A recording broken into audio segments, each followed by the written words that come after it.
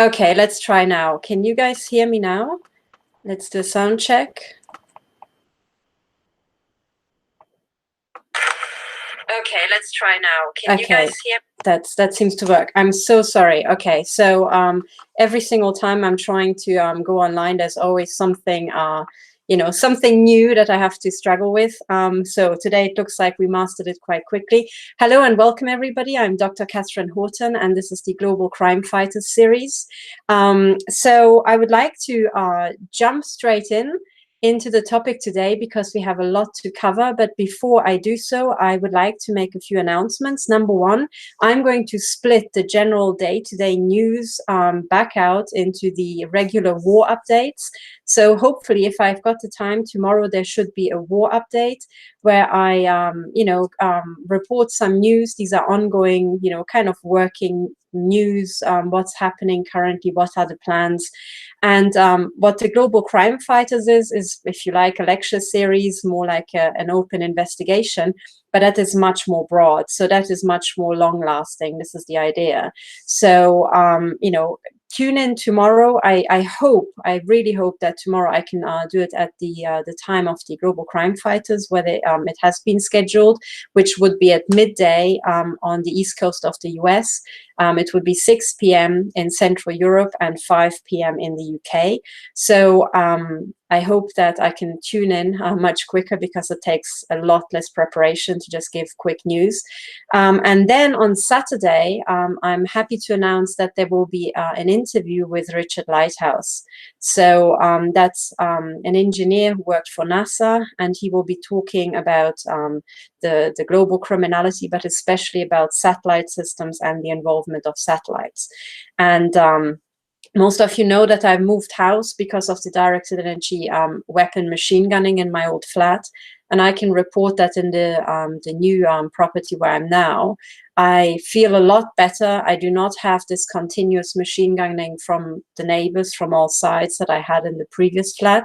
But I can also tell you that especially during the night, I am machine gun non-stop, and this time it seems to come from above. So I suspect that satellites or maybe a type of silent drones or whatever the hell might be flying above my house fairly silently could be involved. Okay, so I am pretty sure about this now. And of course, it's not surprising, but I can't, just declare, okay, this is what's happening in my case, unless I've got fairly good evidence. And by now, I do have fairly good evidence that this is precisely what is happening. So, okay, so these are the announcements. Tune in tomorrow for the news, and then tune in to the day after tomorrow for the special investigators interview, where we're focusing on specific topics. But today, the episode is called Going Undercover, and it follows on from the previous episodes, which was going to school, the global crime cartel infiltration of schools and the control of children. And then it also follows the going to university episode. And now it's pretty much, we're up to the point where maybe a trainee intel agent would be up to, who has been maybe groomed and pre-programmed in kindergarten and in school age, and then was selected at university and maybe even recruited to the intelligence services, because a lot of recruitment is happening in the intelligence services. And then after university, you would, maybe start your job at a contractor, or actually at the intelligence agencies proper, and you would maybe go undercover. So this is what we're doing as well. Today we're going undercover, but of course we are going undercover in a different way. We are going undercover as investigators, and we're trying to find out what on earth happened in the world. And I remind people that the current situation that we are in, is that we have a type of criminality happening worldwide, whereby people are being tortured and mutilated and silently murdered all around the world. And the methods seem to be identical. The technology is identical. And, the outcomes, of course, are also identical, but it's in a very coordinated fashion, and it seems to be happening lockstep in every country, from Japan to, to Europe, to Australia, to the US. And there are also victims in Africa and Latin America. So this was the whole purpose of the Global Crime Fighters. Many of you know that before this we had the Techno Crime Fighters Forum, and that was a collaboration between Europe and the US. But this is now expanding it globally. And what I'm trying to do in these episodes is I'm trying to focus on those things which are common to us all. So there are many elements of this criminality that vary locally and have maybe local gangs and local political backgrounds, but there are certain things that are common to us all. And if we educate ourselves what these are, we can pick them up and we can run an investigation much better and much wider, because we can learn from each other across the world. So this is the entire idea of this Global Crime Fighters Forum. And to really bring home to you just how global this global crime cartel actually is, and give you hands-on evidence, the first things I would like to start off with is the symbology of this, this global crime cartel. Sometimes I call them the mafia because they have their origin in Italy and are related to the mafia, but it's not just the Italian mafia I'm talking about here. I'm talking about the Japanese mafia, the Yakuza. I'm talking about the Chinese mafia, the Latin American mafia. I'm talking about one organized crime cartel here. And the entire purpose of doing this is to understand their methods, but also this is not just a lecture course, this is a live investigation. The purpose is to lead to actual arrests, okay? So this is it's of paramount importance that we get on to court cases, arrests, and all this, and jail the criminals, because they have a vast network, as I would like to prove to you today, that is killing us all. And if we're not fast enough, they will literally kill us in our beds. That's the whole point of using directed energy weapons, okay? So, but anyway, I just put it out there, and those people who have followed the Techno Crime Fighters know a lot.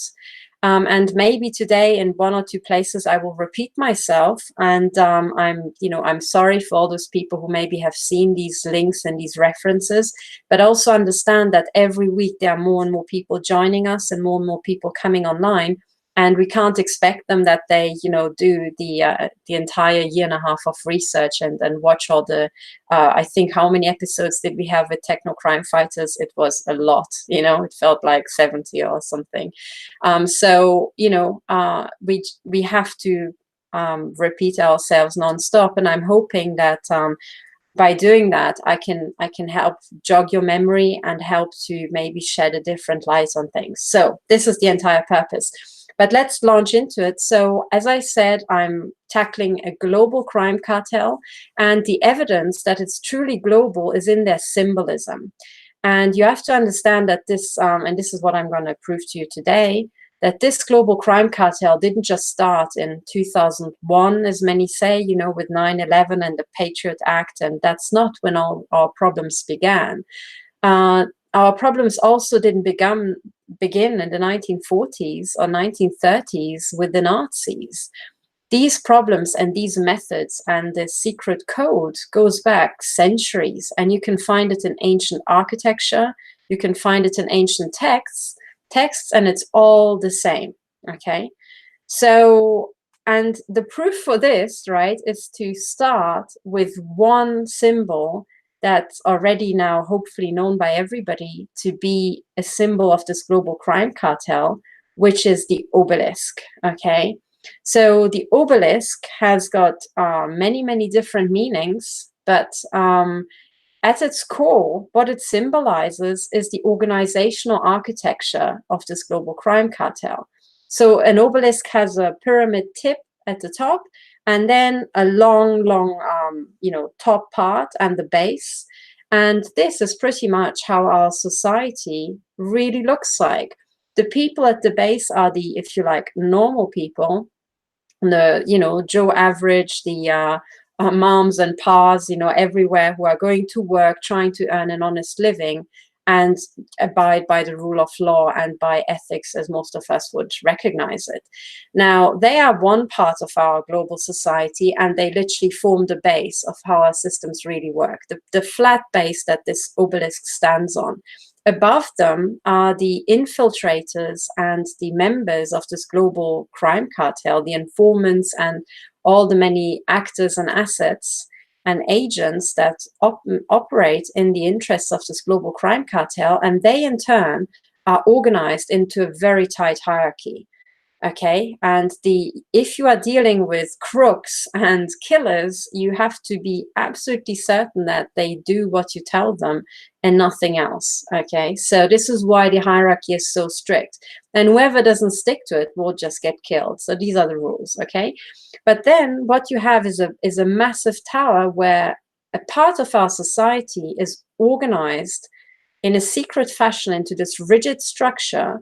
And they are ruled at the top by what these days would be called high net worth individuals, but you know, what I would rather call ancient mafia families. These are ancient crime families who've been in the business of crime and controlling this criminal architecture for centuries.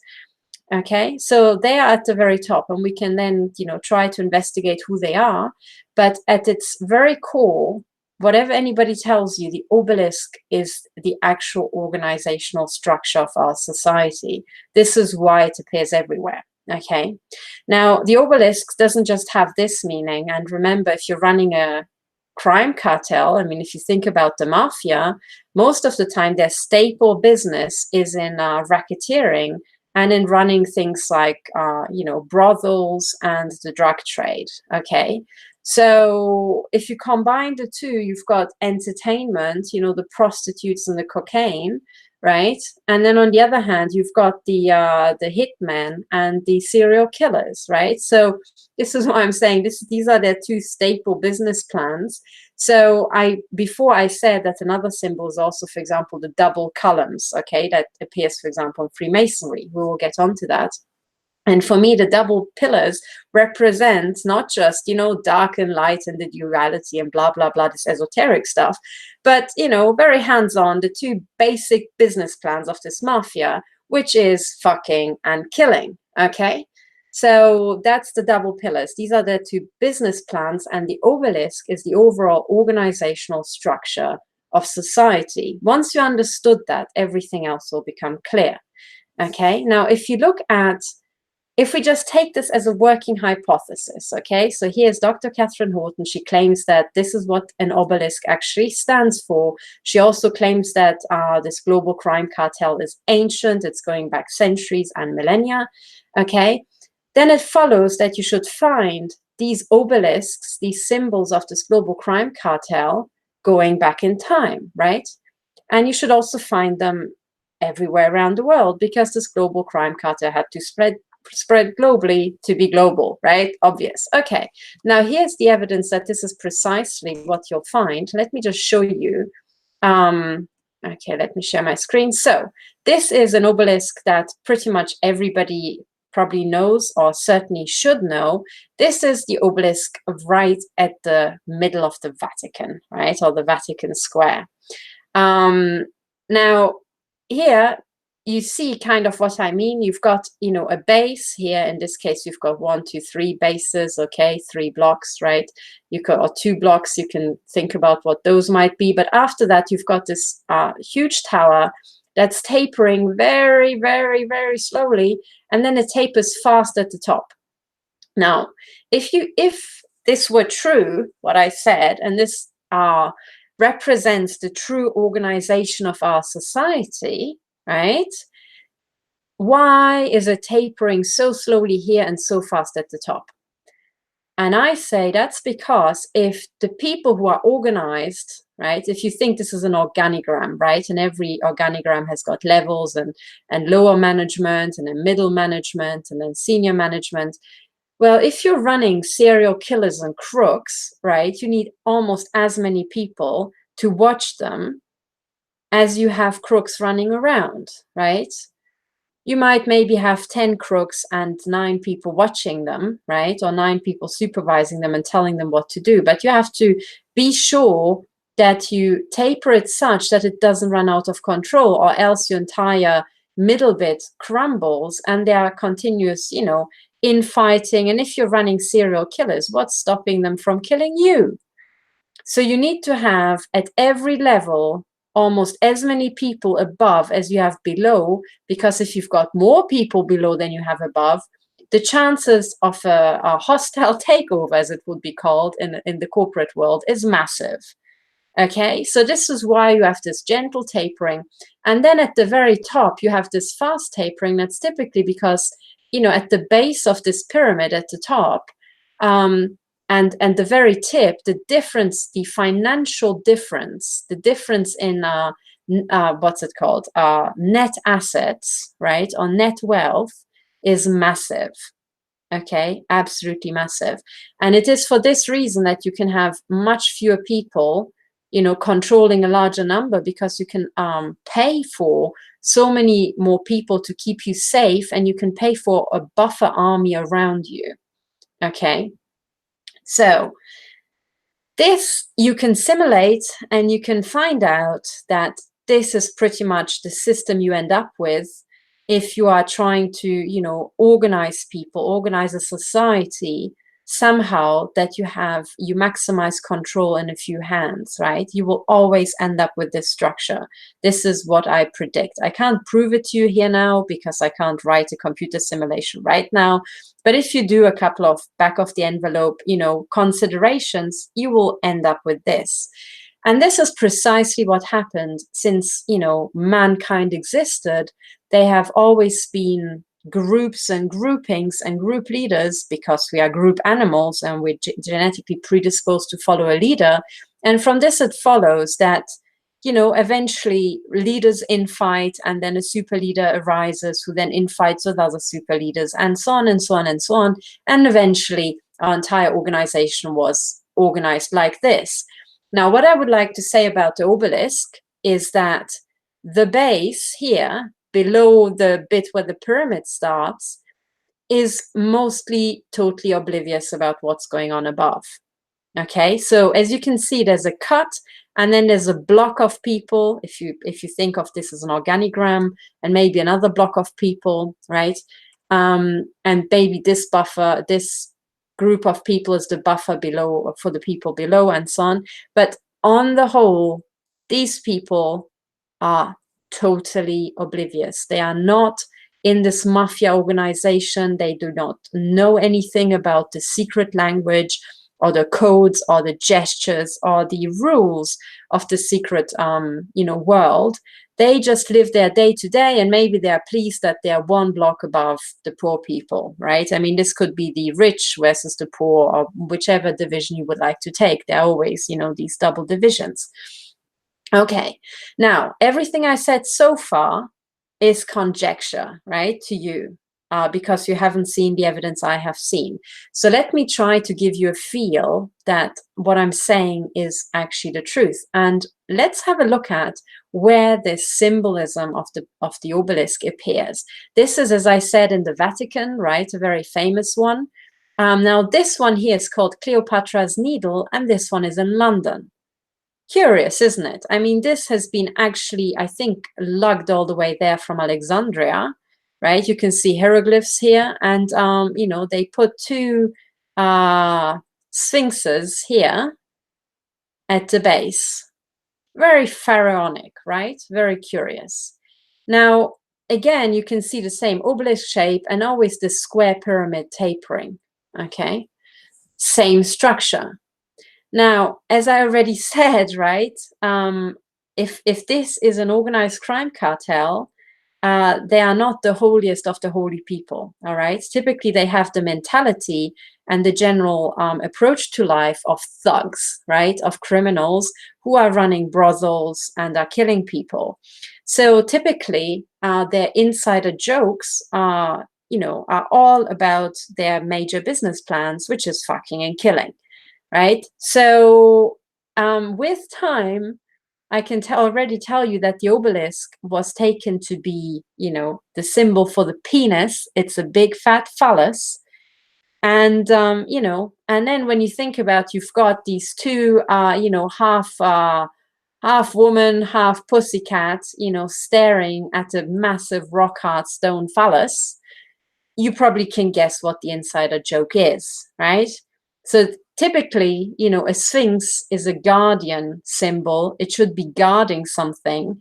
It should be fighting outwards. But in fact, these two sphinxes, they are literally facing the big stone cock. Yeah, so that in itself is an insider joke by the crime cartel. But you have to understand the way they are thinking, and you have to understand how sphinxes typically work to understand the joke. If you remember, in Egypt, the Sphinx, and it's rumored that there were actually two, but it's facing away from the pyramid, right? Like your guard dog is not staring at you, it should be staring at the attacker, right? Facing away.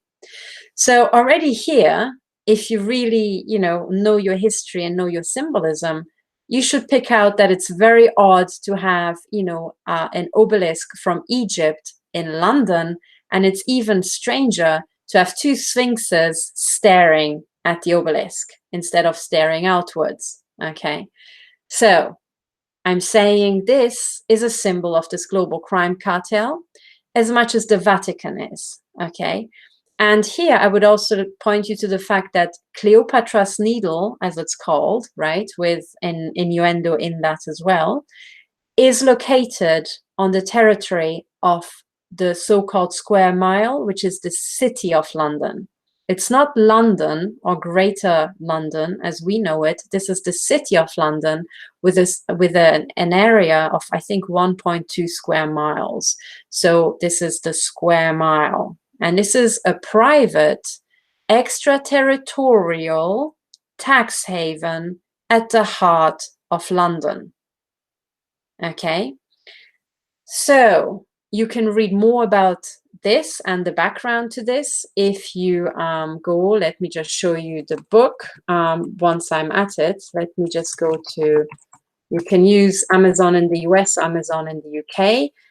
If you go and read Treasure Island by the journalist here, Nicholas Shaxson, here both are the same book. Here maybe we can enlarge this.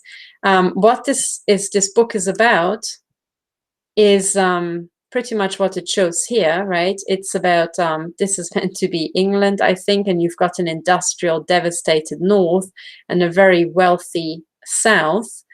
And this book says it's tax havens and the men who stole the world.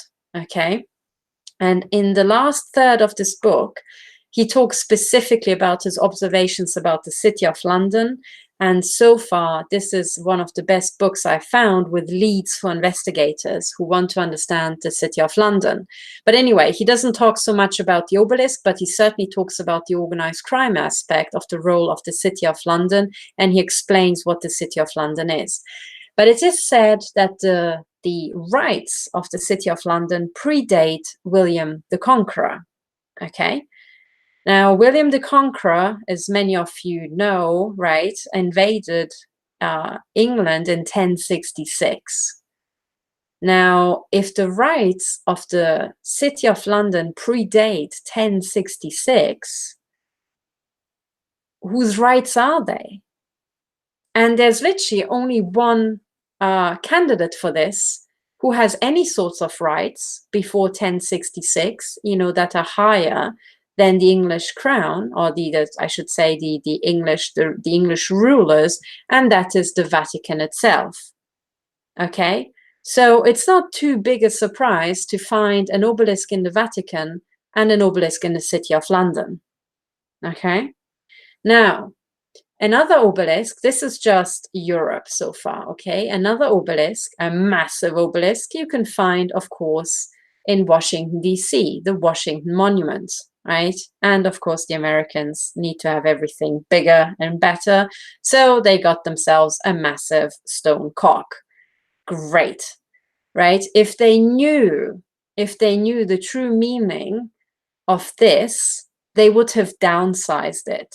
They wouldn't have made it bigger, they would have made it smaller than the others, because what this massive phallus right at the heart of Washington, D.C. actually represents is this global crime cartel putting its cock in the US, if I may put it like that.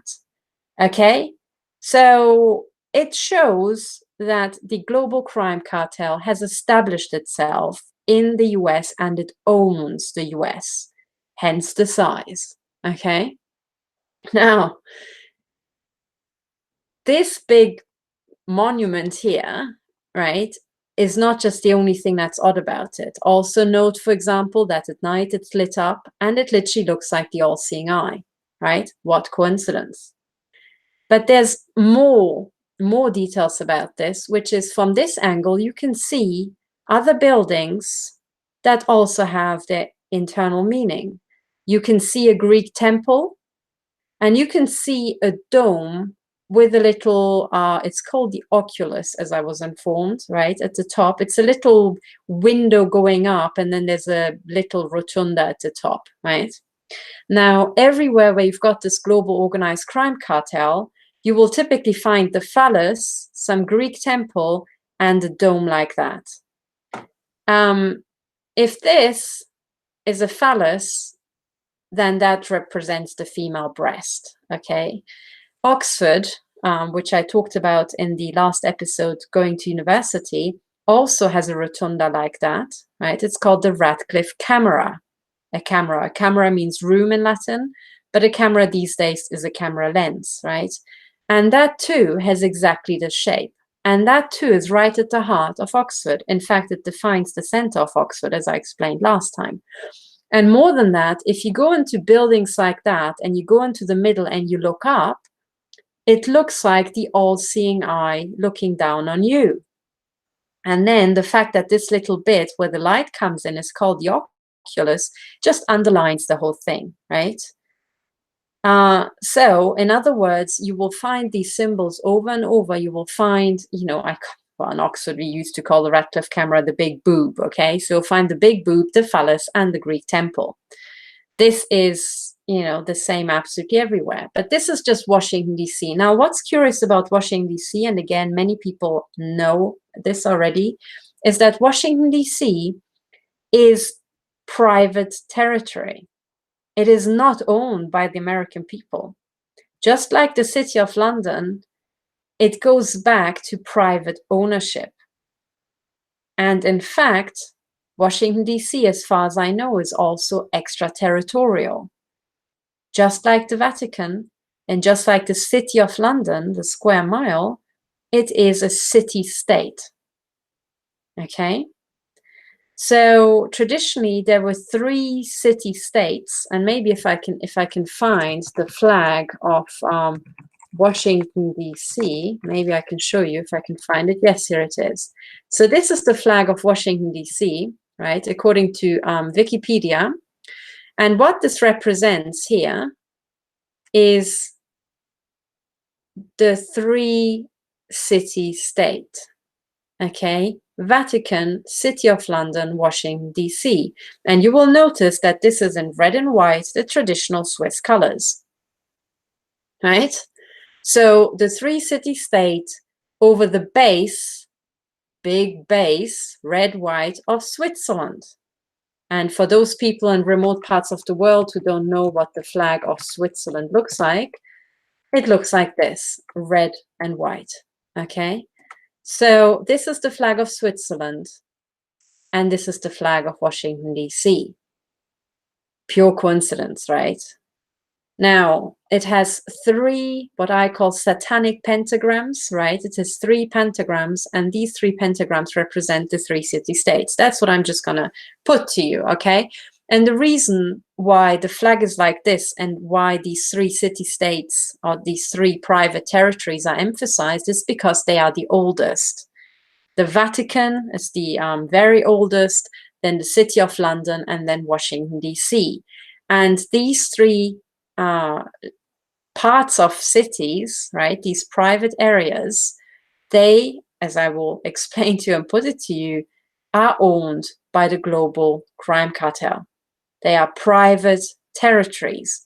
So it is really ironic, right, that the entirety of Catholic religion is ruled, right, not even out of Italy, it's ruled out of a city-state, the Vatican.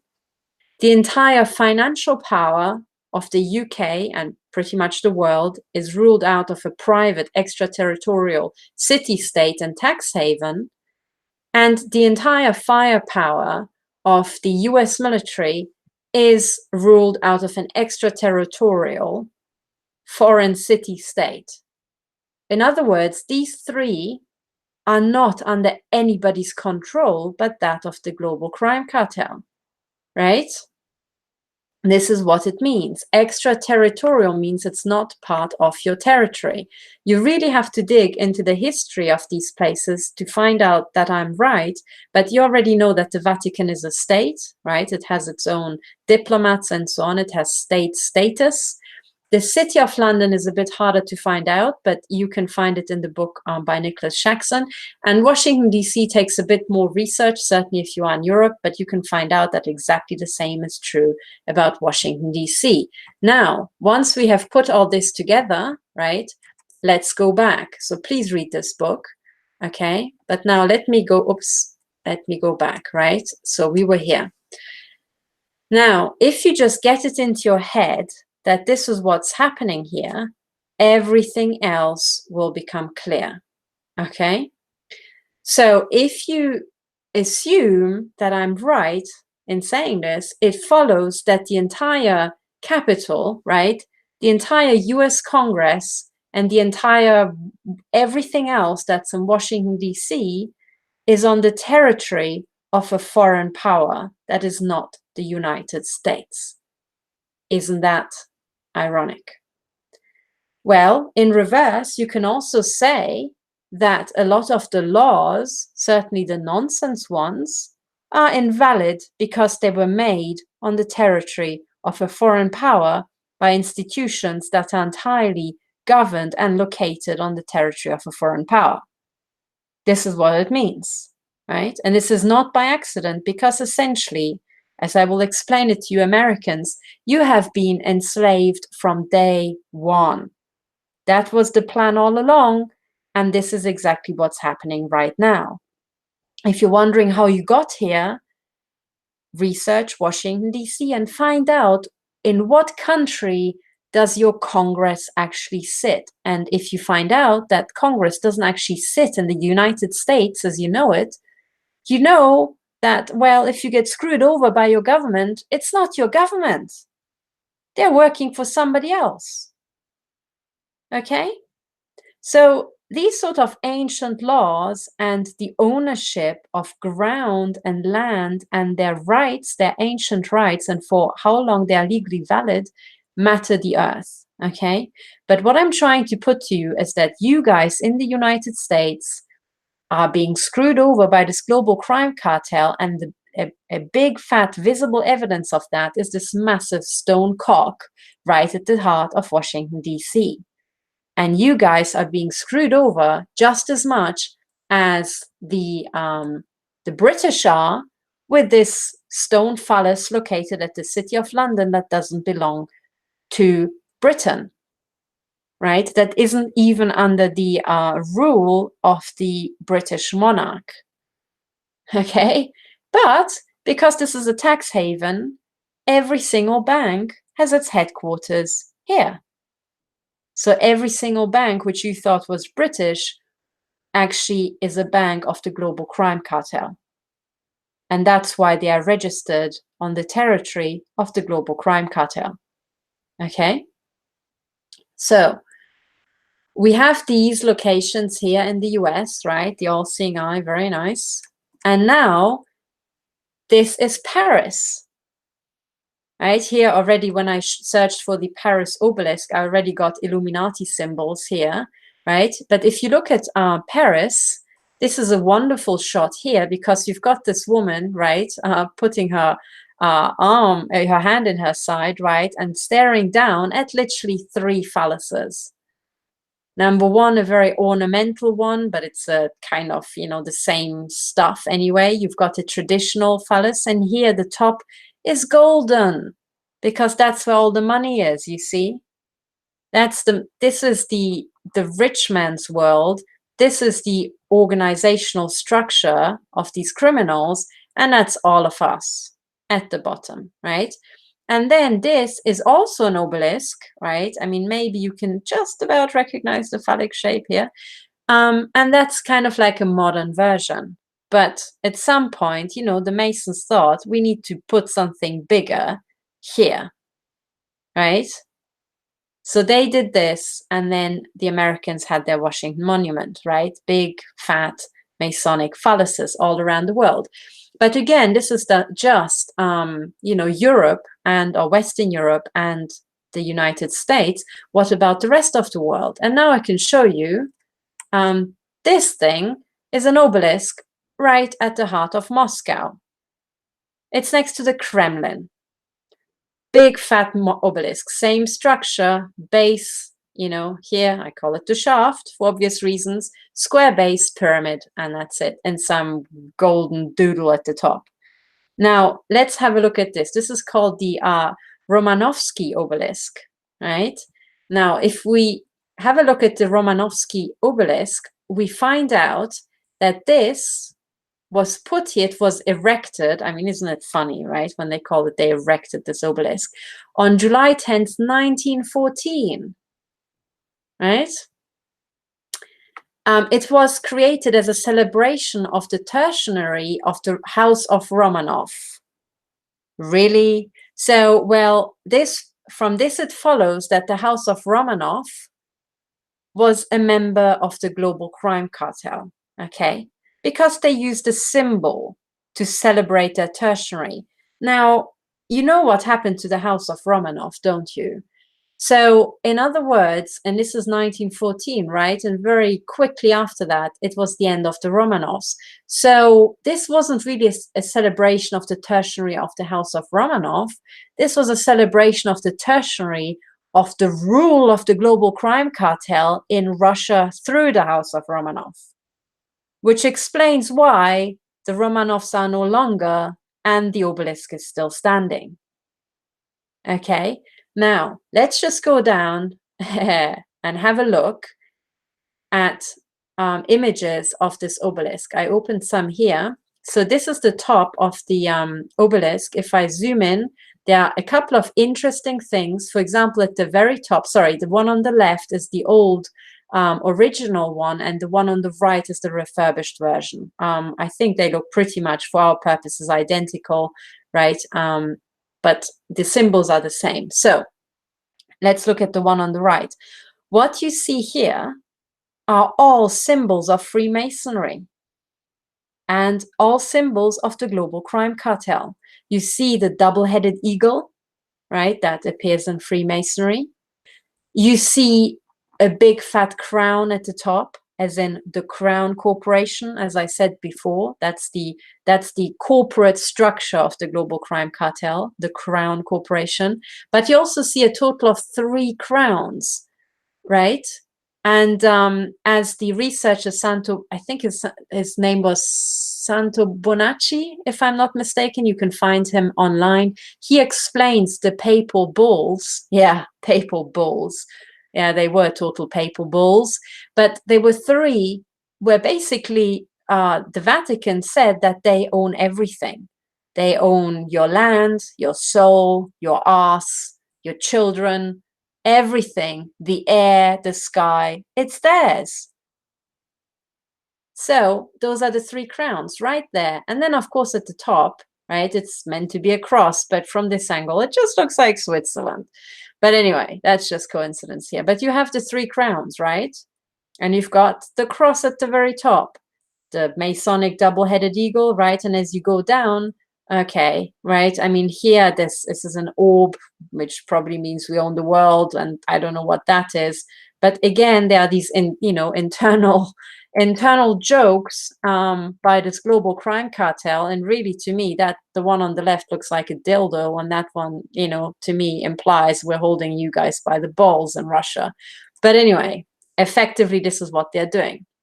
Now, if we go down along this edifice, we see another symbol here. That is another symbol of the global crime cartel through and through. It starts with the satanic tongue. It's called the mocking tongue in heraldry. I personally call it the Villa Fellatio tongue, right? but it appears here as much as it appears on the boundary of the City of London in the boundary dragons, right? Let me show for all those people who are new and haven't seen this before. If you type in City of London boundary dragon, dragons, let's have a look at the images. This is what they look like. Oops, let's get the bigger one. Right, there is the mocking tongue. And again, there's the cross of St. George, you know, strikingly looking like the flag of Switzerland inverted. But here it is. You can see this dragon with a pointed tail and the scales, and then this kind of like dragony, you know, claws. Yeah, it's a mythical creature that adults thought they had to put there, right at the heart of London. Why the hell did they think that? Well, the reason why they thought that is it was important signaling. Oops, sorry, where was I here? This is important signaling. It means you are affiliated with the global crime cartel. So you've got the mocking tongue, then the sword basically is the right to kill, right? Here you've got the shield. The original shield looks a bit more like a sun, you know, like the Jesuit sun. The sun also appears in the Jesuit logo. Then a little bird whose meaning, I think, varies. I'm not sure what it means right here. But again, you have this kind of weird, you know, pointy tail, you know, weird flame-like fur, and then these kind of liony dragon claws here at the bottom. Very interesting, but one-to-one identical with the symbolism in London. And this is Moscow. Okay, then I'm not going to read the text because I can't. Now let's have a look at the base. Here you can just see the outlines of a wreath, another symbol of the global crime cartel. If you zoom in, this is what it looks like. This is what you saw here. Okay, the wreath. And then you also see some symbol, which probably is meant to be, I don't know, what are they called? A pine cone, perhaps, but it also strikingly has the structure of an artichoke, right? Which again is a symbol of the mafia. It just so happens that it looks a bit like that, right? But anyway, most prominently here you have what looks like St. George slaying the dragon. St. George, right? Where the hell did we see that? We saw it in the boundary dragons. So let me just open it again. Sorry, I was stupid enough to kill it. Here in the boundary dragons, right, you've got the cross of St. George. But here in the City of London, it pretty much looks like, you know, it wasn't St. George who won, it's the dragon who won, right? The battle. And he's like sticking his tongue out, you know, screw you lot. I rule over this place. Okay? So I personally think this entire story about St. George defeating the dragon is exactly what it's said to be, a myth. And in real life, the dragon, as in the global crime cartel, actually won and probably enslaved St. George, right? Either way, you have these symbolisms. And then here at the bottom, you've got some sort of weird, you know, satanic looking creature. I don't even know what the hell that is, right? But anyway, very weird and very freakish. So all in all, we have these symbols, and there's probably much more you can pull out of this. But this is in Russia. Okay, what the hell is doing City of London cartel signaling in Moscow? Okay, well, the connection is, of course, the House of Romanov. Now, another thing in Russia here, right? This is St. Petersburg now. This is the Leningrad hero city obelisk, right? Another obelisk right at the heart of the city. And this time round, what's at the top? It's a satanic pentagram, a golden satanic pentagram. What coincidence? Okay. So again, the same symbolism, and this is Russia. So to me, it looks like, right, if I read this right, the Masons put their knob right at the heart of St. Petersburg and right at the part of, where is it here, Moscow, right? So it very much looks like there is no difference between the US and Russia. And it doesn't matter what, you know, the Russiagate people and the media are saying. Because when you look at this, you can prove that there's no fucking difference. This is all the same. This is all the same down to a T. So now, once we recognize this, we can put away with this nonsense distinction between US, Europe, and Russia and face up to the fact that we are all battling the same organized crime cartel. And there's only one question. Are you part of the organized crime cartel? Are you part of the cock? Or are you part of the base? Right? Are you part of the people who exploit? Or are you part of the people who are being exploited by organized crime? That is the only difference in the world that actually matters. Everything else, the difference between women and men, doesn't matter because we get both exploited by the crime cartel, albeit in different ways. And the difference between black and white doesn't matter because there are not that many black people in Moscow and still they are exploited. Right? So it doesn't pissing matter. So with this, we can do away with, Black Lives Matter and feminism and whatnot and communism and capitalism. This is all nonsense to confuse the matter. The only thing that actually matters is, are you here or are you there? That's it. And right now, what this program is about is I'm talking to the people here and I'm telling them, you guys need to lob this dick off if you want your life back, because if you don't, these people are going to shaft you. You'll get fucked by the Masons, literally. And once you know their symbolism, this is really easy to understand. Okay? I am sorry about the language, but today's episode is also about organized crime and the intelligence agencies where my patience is wearing extremely thin. So if you can't take the swearing, you should fuck off now. I'm sure there is some happy kitten video somewhere that you can watch and that will make you happy. Okay? Now for those, gosh, I can see that there are 114 people listening right now. I'm just going to do a very quick sound check because I'm really paranoid about being sabotaged. Gosh, I can. Yeah, okay, I can still hear me. That's great.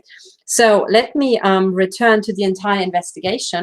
Okay, so this is already completely dismantling 90% that's in the news, because if you open a newspaper, it will be about, white police officers killing black guys, so it's white on black, or it's, black thugs and gangs killing white women or white men in their homes and all that sort of stuff. And what I'm saying is this is all nonsense, because if you're talking about white police officers killing black guys randomly, check if the police officers are not by chance part of the Masons, because that means they are part of a global crime cartel. And then what you're saying is that a criminal is killing an innocent person. Yeah, that happens. But then that the problem is not black or white. The problem is you've got a bunch of bloody criminals in your police. Okay? And when you have black gangs marauding week on week or month on month in major cities, and the police really can't figure it out after the umpteenth attack, despite the fact that they have got all-pervasive surveillance as they demonstrate to the intel victims day on day, well, your problem is also not black gangs and black guys forming gangs, is it? Your real problem is that the global organized crime cartel has hired poor people, grouped them into gangs where they feel like they are, I don't know what, a black gang with all their hoodies and, so they made a little ecosystem of gangsters and they unleashed them on the local population. Meanwhile, they tell their Masonic criminal police not to do anything about the gangs. Again, your problem is not the blacks, is it? Your problem is that the global crime cartel has organized poor black people into gangs and put criminals into the police. Again, you're back to the problem that you're fighting the global crime cartel. Really, that's your problem, isn't it? So again, as soon as you hear Russiagate, and the accusation was that, Russian spies have whatever, control Trump and they control the elections, they control the US. I mean, I can prove to you in 2 seconds that's bollocks, right? The global crime cartel controls both the US and Russia. It's not the Russians controlling the US. How could they? They're not enough people, right? But the global crime cartel can control Washington, D.C. because, look, they put a massive stone cock right at the center. And that has been their recognition symbol for as long as the Vatican exists. So what's your problem, guys? So when you know the symbolism, okay, you can hear these news and you can instantly think that's bollocks, okay? Instantly. So when I heard Russiagate, I couldn't do the deep analysis that Bill Binney and his team did, analyzing the data stream. And the beauty was I didn't need to. I can just sit at home in my underpants with my laptop, read the news, and know instantly that's bullshit. And it saves you a lot of time, you know? And this is what I want to teach you so that you start wisening up to what's really serious and what's utter bullcrap. And so far, we have been brought up with concepts that have absolutely no meaning. So concepts like capitalism, communism, feminism, democracy, this is nonsense. This is all very complex. They are little slogans that give you the feeling that you know what's going on, even though you haven't got a clue. And then you build your conversations and your media articles and your thinking around concepts you don't understand. And before you know it, you speak gobbledygook and you don't even understand that that's what you're doing, right?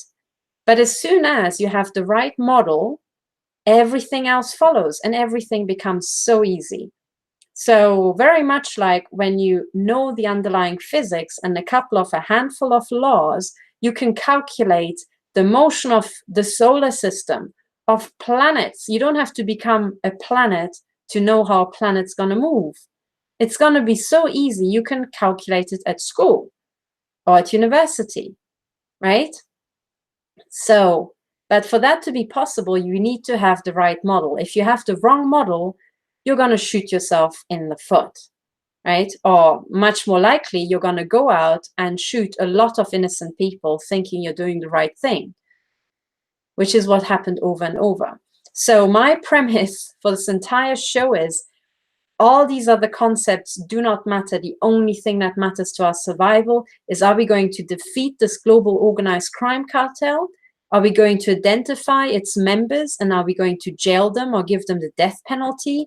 Or are we going to continue totally oblivious, speaking gobbledygook on the media, talking about feminism and how snowflakes are the biggest plight to our life? Okay, so this is US versus Russia. As I've proven to you, both of them have already been captured by the Masons and by the Vatican crime cartel a long, long time ago, right? So everything that followed, the murder of the House of Romanov, right, and the Stalinist mass murder, it was all this global crime cartel.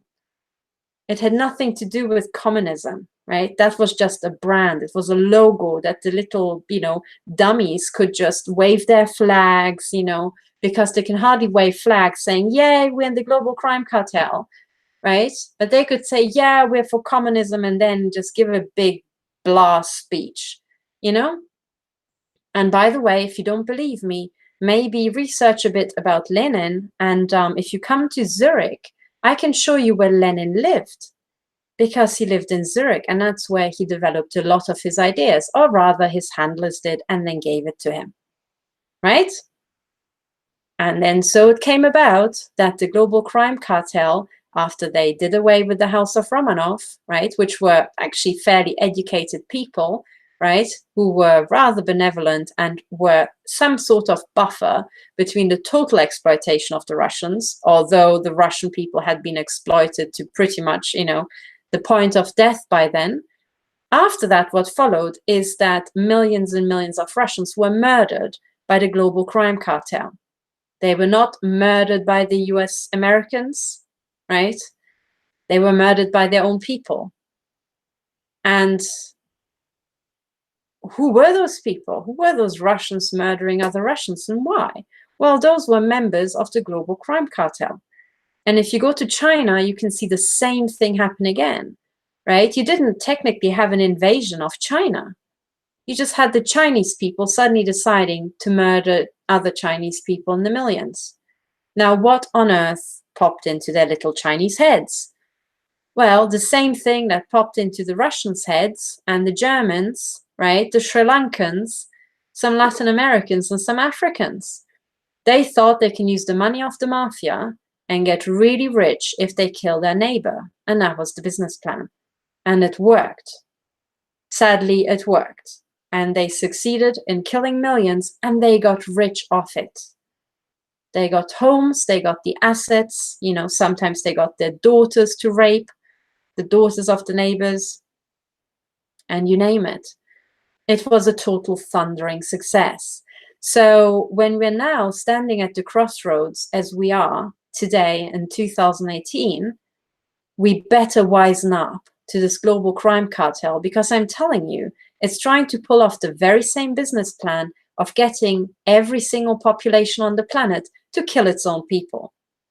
We do not need to worry about an invasion of the Russians or the Chinese, because the way the global crime cartel has always worked is to use the people already in the country with knowledge of the society, of the system, of the people, to kill the others. Most of the time. Sometimes they were invasive wars, but really the big loss of life is always brought about like this. And this is exactly what's happening. So when I'm being machine gunned in Zurich, like I was before I moved out of that flat, those were Swiss people. And they were hitting me, but the times when they missed my body with the shots, they were hitting other Swiss people. And they were too fucking dumb to understand that, because they didn't understand the basic physics. But the global crime cartel doesn't care, right? All they want is for the Swiss to kill other Swiss people, you know? So this is how it is. Now, let me go back, because I really want to drill home the message of just what exactly we're dealing with. So let me just share my screen again, okay? And here we are. So this is the, Romanov obelisk. You know what I mean? Yes, the Romanovsky obelisk. But if we go around, okay, this was Leningrad, or, previously, and then again called, known as St. Petersburg. This now here is Rio de Janeiro. Exactly the same structure. Exactly the same square pyramid at the top, right? There it is. So I can already tell you that the global crime cartel owns Rio de Janeiro, which is a pretty big city if you look it up. Now, this is the obelisk in Sao Paulo, Brazil. And if you zoom out and maybe look down from Google Maps onto the structure, you'll see the obelisk here, and then around it, what looks like a camera or an eye, right? Again, I told you that typically you have an obelisk and an all-seeing eye, and here you have it both in one. The obelisk and the all-seeing eye in Sao Paulo, right there. So Rio de Janeiro, Sao Paulo already fell to the global crime cartel. Now this is Bangkok in Thailand. Okay? And, when you have a global organized crime cartel that has as its business plans fucking and killing, and you have a city like Bangkok, guess what the global crime cartel is going to use that city for? And then you can maybe explain why, out of nowhere, Thailand suddenly started to have this massive industry of child prostitutes, right? It's not inherent to the people in Thailand to prostitute their children. It absolutely is not. They're, just as not likely as any American is, or just as likely as Americans are to be tempted into the global crime cartel to sell their children. But we have to recognize that we, people who are not part of the crime cartel, we are identical around the world, literally down to a T. We laugh the same way, we cry the same way, we get equally pissed off about not finding a parking space. And otherwise, right, we have the same problem with organized crime. So here it is right there. And then look, in Thailand, you even have military personnel protecting, you know, the big, massive stone cock. So you can, and from this alone, you can guess that the stranglehold of the crime cartel on Thailand and Bangkok in particular will be massive. It will be stifling. And when you look at actual news and crime statistics, that's precisely what's going on. Now, this here is now the obelisk in Singapore, right? Again, there we are. And as you can see, there are also some 3 stars or 3 little suns on the base. We have to zoom in to actually see what they look like. Hang on, maybe I can make it out. Yeah, little stars here, little suns, whatever, you know? Interesting. And again, you've got the wreath there. So that's it, people, right? This is Singapore already gone. We never woke up to this. And these people have been literally conquering. With these people, I mean the crime cartel. They've been conquering country after country after country, and we were totally oblivious to it. And they have gone completely undercover. Do you see? On one hand, they are completely undercover. On the other hand, as I can show you here, they are in your face. They've put a big cock in your face, and you still didn't get it. So this is pretty much the same structure in Ethiopia. Same idea. The tip is a bit, you know, different, but I think this is also a very old obelisk here. You know, back in the day, they were a bit more creative. So this is now the flag of Axum, this is the obelisk of Axum, and that's the flag. And again, you can see the same satanic pentagram. Big fat coincidence, right? Now, I'll come back and talk a bit more about flags, but on the topic of obelisks, you also find them prominently on gravestones. Here's, for example, one. This is, you know, it's for $1,000, you can find a cheap cemetery granite obelisk. And you will find these obelisks around cemeteries everywhere. Now, who are the people who are buying these obelisks?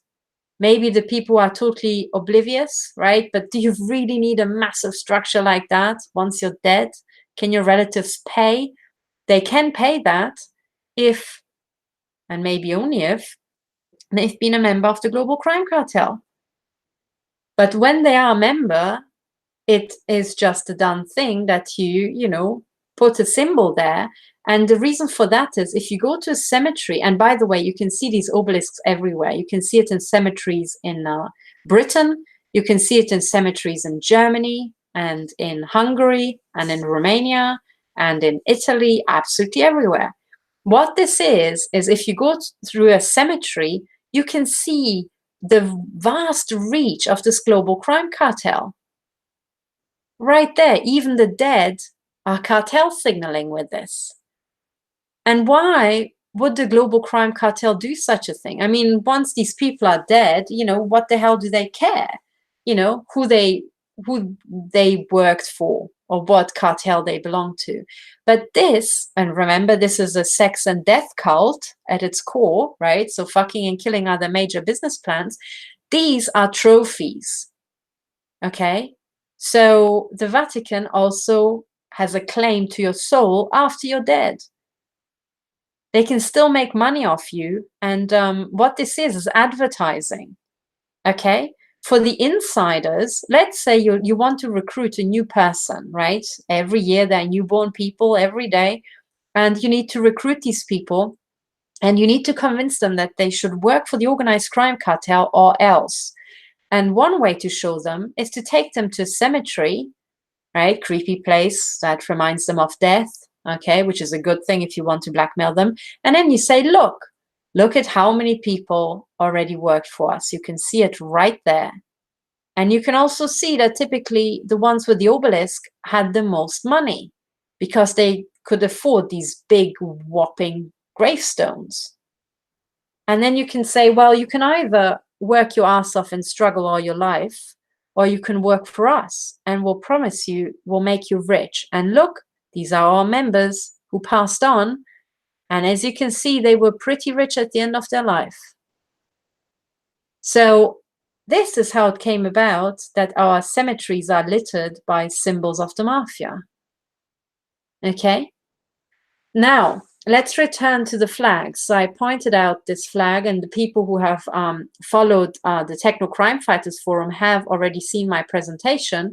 Now, this is going back to November 2017, and then I dated the file January 2018. So this presentation is ancient, but I already talked about cartel signaling. So this is a term that I coined to try to explain to the world that the cartel will have these signals, and when they signal, they are trying to convey a message, and this is a universal language. Okay, now this is pretty obvious for the members of the cartel, but for the normals, this is news. Okay, so cartel signaling is basically gangster talk. Okay, now you had gangster talk and this sort of insider code words all throughout the centuries. In the modern day, we know about the Pedogate and Pizzagate symbolism, okay, and you can research that. And those were insider signs to signal the sexual orientation of pedophiles. You know, were they into young boys or were they into young girls? All these had their symbols. But going back further in time, there was, for example, also the double Dutch. Why would it be called double Dutch? Well, this was the language spoken by the mercenaries, you know, otherwise known as pirates, who were working for the Dutch Empire, a seafaring empire. So the double Dutch was them speaking Dutch, maybe some foreign words that they picked up around the world, but also using code words. And this is how these mercenaries and these criminals, these sailing, you know, water criminals, could communicate across the entire Dutch Empire. Now, if you're from London, you probably know Cockney rhyming slang. That also is an insider language, and it is intimately linked to the crime cartel and their foot soldiers in the city of London. So nothing new here. This is what every police officer should know, right? Now, cartel signaling, you will find these days for the global crime cartel typically using the symbolism which is these days attributed to example, the Freemasons, which are Vatican front, the Illuminati, which have infiltrated the Freemasons, but actually they were hired by the Vatican bankers to pre-select the more, how to put it, cutthroat of the Freemasons and pull them into a sub-secret society to pull off the black ops, as we would say these days. Okay, now these are the Illuminati. The Satanists, well, they are probably the oldest. They predate the Freemasons and the Illuminati, right? The Satanists, well, Satanism is the, I would put it as the fetishization of psychopathy, right? Worshipping Satan, worshipping crime, worshipping sadism and hurting people, that's Satanism, okay? But at the core of it, it's crime and it's psychopathy. That's what it actually is. Now, these days, we have certain symbols for this global crime cartel, and maybe it even works if I show you like this, okay? So the typical mafia symbols, as I explained, are number one, the all-seeing eye, right? Fire representing hell, the pentagram, the devil's horn, Baphomet, which is the head of Satan here, right, as a goat. And here you have the upside down pentagram. And then the number 666, known as the devil's number, you know. Ugh. But you also have black and white. For example, the Masons have black and white, the chessboard, as tiling in their so-called temples, right? They're playing chess with our lives. But you also have the Masonic double pillars. You have the obelisk, that's the one I talked about. You have pyramids in general. This is the top leadership, probably the coolest place to be. You've got snakes, right? Snakes, they represent the psychopaths, the psychopathic worldview, you know, the deception and the sudden attack and all that sort of stuff. And then you have the dragons, right, as these mythical creatures who can fly and all this sort of stuff.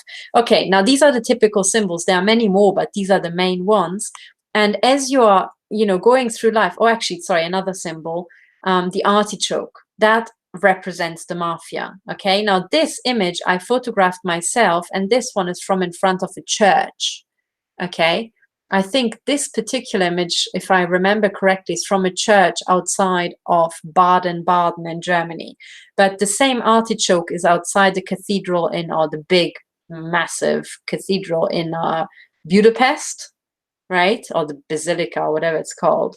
The big whopping church in Budapest.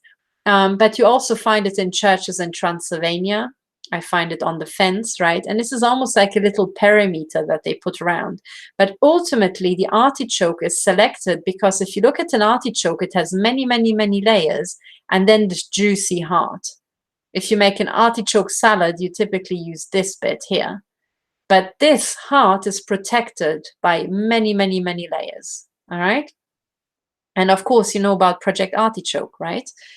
The CIA, the Crown Corporation in America, again, using mafia symbolism. And again, mafia here, I mean it globally, okay? It's not just the Italian mafia. This is a global language. But, okay, so let me just skip all this. I explained in this presentation how old this mafia is. Here, for example, this is a Roman era mosaic, and again, it shows the all-seeing eye and people trying to defeat the all-seeing eye, trying to stab it, pick its eye out, and, make dogs attack it and all this sort of stuff. So the all-seeing eye was a bad thing. It's also called the evil eye, right? The all-seeing eye of the mafia. They represent evil. Ancient, it goes back to Roman times. Now, the spread of the mafia, okay, here you have the two-hand symbolism. This is from a book in Italy, 1914, right? There we have it. So this is ancient, from the Roman times all the way to the 20th century, all the way to today. But what I really wanted to show you is the spread of the mafia globally. Again, if you have seen these plots, I apologize, but let's just run through it quickly. The satanic pentagram is another symbol where they mark their territory, okay? Now you will find this. So first of all, this is the original satanic pentagram, and then typically they show the silhouette. You'll find the satanic pentagram, you won't be surprised to hear, in the old flag of the Soviet Union. And I draw your attention to the fact that it's combined with the symbols here of a harvesting tool and a hammer.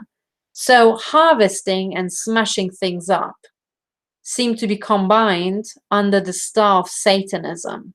And what happened in communist Russia? Well, they smashed up the country and harvested it, right, under satanic principles, on a background of a lot of bloodshed. Red. There we are. The entire program in one flag. This is the this is meant to read China Workers' Peasant Army, the Red Army in China. Again, the same program. And what happened in China? Well, the country was smashed up and harvested, by Satanists under a lot of bloodshed. Ah, there you are, right? China today. Well, the big satanic pentagram seem to have, I don't know, had little satanic babies, 4 satanic babies. So these 5 pentagrams, 5 times 5, still seem to operate under red background. Well, okay. From this alone, you can guess that a lot of shit still goes down in China, satanic nonsense.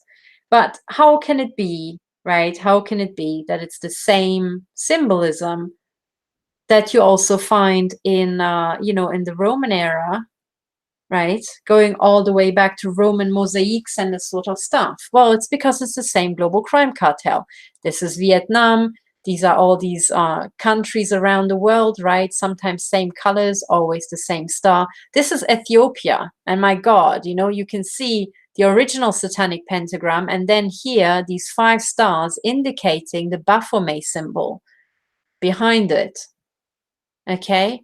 So from this alone, you can guess that whatever went down in Ethiopia was even more sadistic and brutal than what went down here, which, in many cases says a lot. And as we all know, Ethiopia is a country that used to be very rich in many ways and now has been utterly devastated.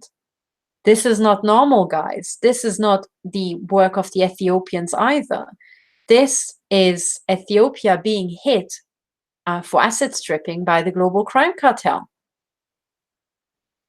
Here's Libya, you know, which looks like Pac-Man desperately trying to swallow the satanic pentagram. This is Turkey doing the same. You know, Pakistan, Algeria has already swallowed it. Singapore can't get enough, you know, devouring 5 pentagrams, 5 times 5 again on the background of, you know, red and white Switzerland. And if you know about Singapore, you also know that it's kind of like a tax haven, you know, a bit like Switzerland and the city of London. So again, you've got the red and white. Here, all the other countries around the world, you know, and then also notice certain things. For example, how many countries have the very same color code, although they are fundamentally different. So Puerto Rico has the colors of the United States, but so does Chile, Cuba, North Korea, you know, Liberia. What's going on? Here you have Venezuela. It has a rising sun of pentagrams. Brazil has a starry sky of pentagrams.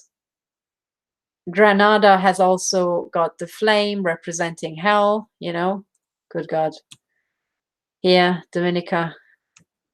And then, of course, you have the United States with 50 pentagrams representing the 50 satanic states, right? Completely surrounded by the Swiss colors. If I had to make a random wild guess, guys, I would say that the US is being asset stripped by Satanists and the money goes to Switzerland. And if we ask the people in finance, I think we'll find out that that's precisely what's happening. The European Union with 12 satanic states. And the question is, which are the 12 satanic states? You know, but anyway, there we are. Here, Australia, it has a little satanic pentagram, but otherwise it seems to be fine, apart from the fact that, you know, you've got the big Union Jack right at the heart of it.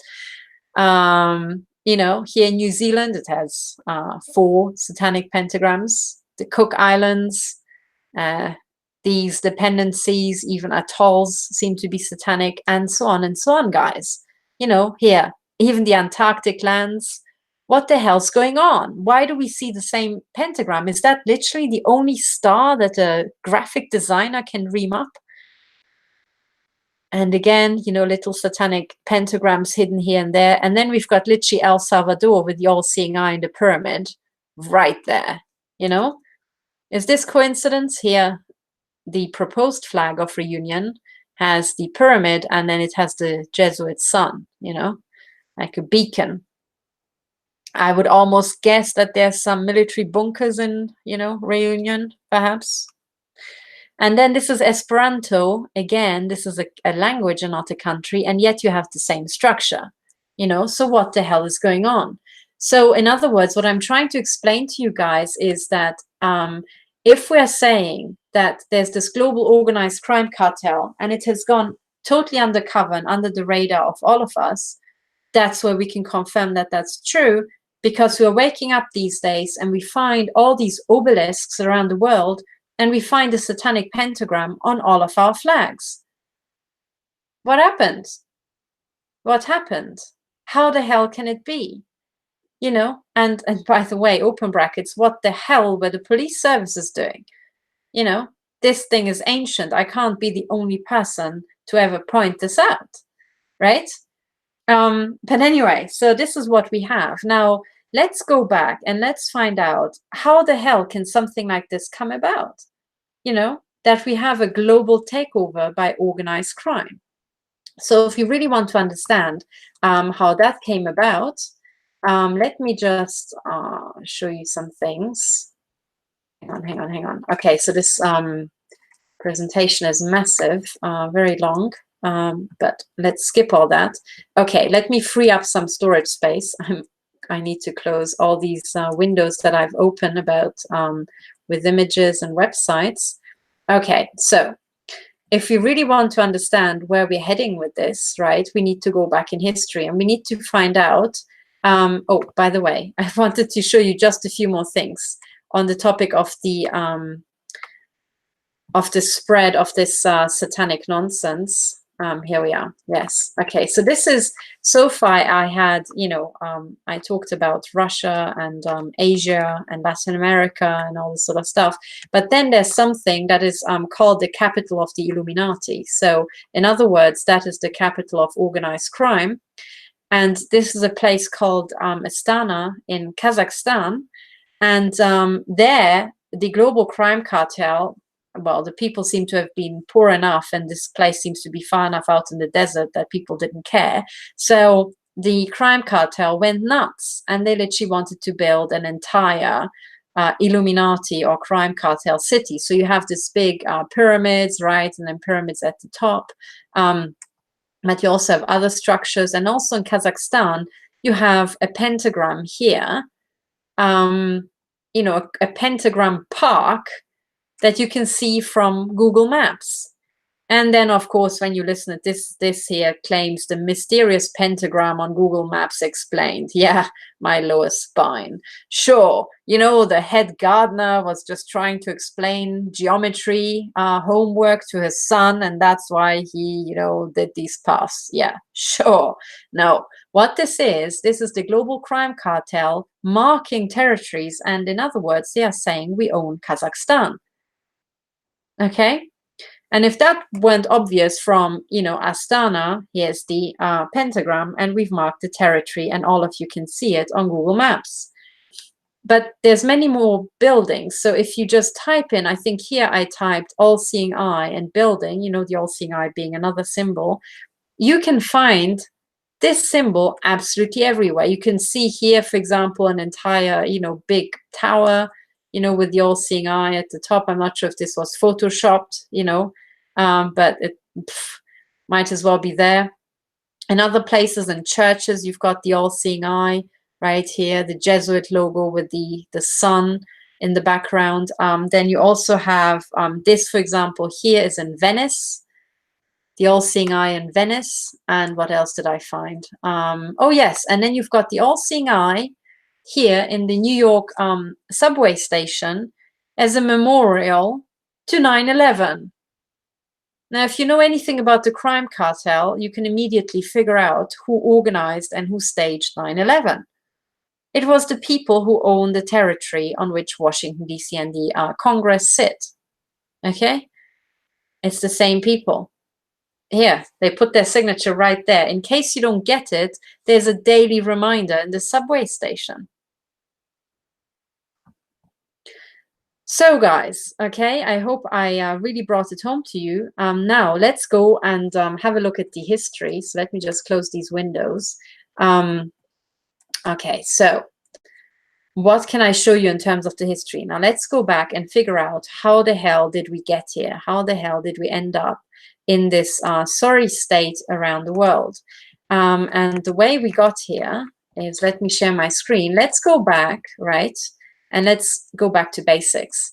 So this, ladies and gentlemen, is 117 AD. And the plot you're seeing is the area in red represents the Roman Empire.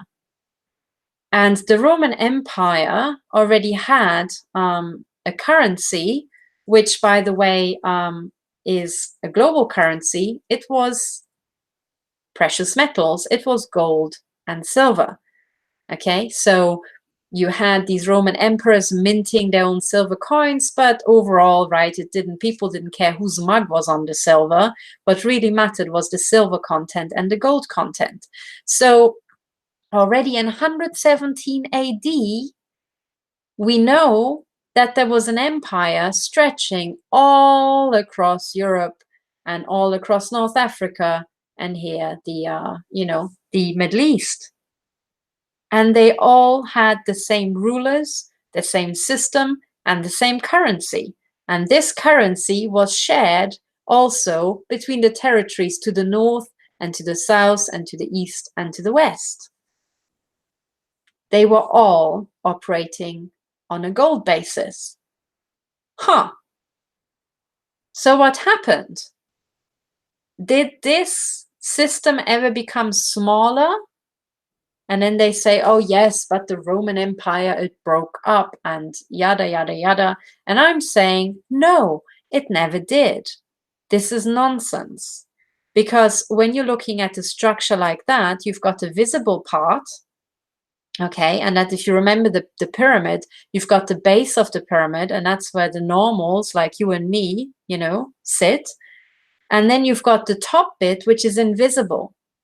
So what I'm saying is that what actually happened is that the base of the pyramid, the visible part of society, got reorganized because the people in it could be much better controlled if you kept them like horses or cows in a paddock.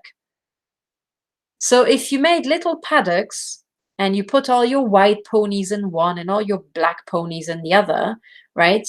They had their little organization and their little governments and all this sort of stuff, and were much easier to control. And what I'm putting to you is that the top bit, the actual stone obelisk, never changed. In other words, the base of the obelisk was sometimes repainted, and they drew country boundaries on this, you know, on this territory, but the top part never ever changed. Okay. Now, I'm going to prove to you that this is precisely what happened. But before I get onto this, let's do the groundwork. When you are ruling over that many people, right, back in 117 AD, you kind of need to control them, right? So you have your Roman soldiers, and you've got all these people you station everywhere, and you brainwash and pay off the local population to keep an eye on the other part of the population, and so on, right? But then you need one organizational structure to make sure that everybody who tells you, I mean, you are typically in Rome, right? You're controlling everything from this little point. And you need to be sure that what the people, the messengers who come to you with messages, that they're saying the truth. How the hell can you do that? Well, what you need is a vast, massive spying operation. You need to recruit the most voyeuristic and the most snitchy snitches, who are the most venal and who would do anything for money, including, you know, selling you their grandmother. And once you've recruited them, you can run the show. Okay? So what I'm trying to tell you is that the Roman Empire, to be able to be the Roman Empire, needed to have not just soldiers, it needed to have a massive intelligence agency, as we would call it these days, or secret services, right? Now, as soon as it's secret, something happens, something that is inherent to the system. As soon as it's secret, it gets taken over by organized crime. And I can prove that to you. If you go to my YouTube channel here, okay, this is Dr. Katherine Horton. You can find me on YouTube /C stop 007. Of course, it's obvious if you're watching me on YouTube, but I'm also going to upload my videos elsewhere, which might not have the playlist. If you scroll down to the lectures on systems analysis, please have a look at the systems analysis basics. In the very first one, right here, I explain capture. Now, what I'm trying to explain to you in this 11-minute video is that if you start off with a human organization, whatever its purpose, it typically has this kind of pyramid structure. You know, you've got the workers, and then you've got the team leader, and then you've got the department leader, and you've got the boss. This system, this organigram is universal. If you Google organigram, you will see the same structure everywhere. Sometimes the number of departments changes, or the number of, you know, team leaders, or how many people they supervise. But overall, you have this sort of pyramid structure, you know. Now, this arises directly out of our genetic makeup because we are group animals. So each one of us is predisposed to follow a leader, apart from a few people who have what I call the alpha gene, you know, being an alpha animal, where you have the intrinsic, makeup to lead. And then you have stronger leaders, so you will group leaders and they will follow a leader in turn. And yes, this is the organization we end up with just by our genetic makeup. By the way, you couldn't do this sort of stuff with cats, because cats are not group animals. They are lone creatures. They get together to mate and that's it. And then they bugger off. So good luck trying to have this sort of organigram with cats. It just won't work. So this is inherent to our nature. This means if it's genetic, right, it's a pattern that arises out of our genetic preferences, it means that it's universal across the planet. And it's also universal in human civilizations across time. Now, what I'm showing in this lecture is that if you have something, for example, you've got a group of criminals, okay, who want to take over your organization, they'll typically, these criminals are the little black dots, they'll try to blackmail one person and they will try to take over a position. Okay, so I'm summarizing this video. I'm not going to go through the whole thing. They can, you know, even if they just capture or infiltrate a low-ranking position, with time they will migrate up. So as you're clicking through the video, you know, the person has been promoted up, and then they are diverting funds out to the criminals and so on. And with the level of promotion, you know, there are more and more criminals migrating up. They're controlling the organization below. And eventually, when they reach the top, which is this triangle, it's called deep capture. Okay? When they sit on the board, the criminals start to control the entire organization. Okay, so this is how capture comes about, right? But then what I also explain is that once you have deep capture, the system cannot recover itself, especially when these criminals made it onto the board, onto the top. What you would require is that, for example, the boss of a company sacks himself because he's such a criminal. Well, he's never going to do that because he's making far too much money. So in other words, once you have deep capture, an organization cannot recover itself. When you have secrecy, no one knows about what's going on at the top. So then, especially a system like that cannot recover. And in every secret system, in every system where money exchanges hands, criminals have got an interest to interpose themselves and to get hold of the money. So in other words, what I'm proving in this little 10-minute lecture is that system analysis predicts that once you have any sort of big group of people, they will organize themselves like that.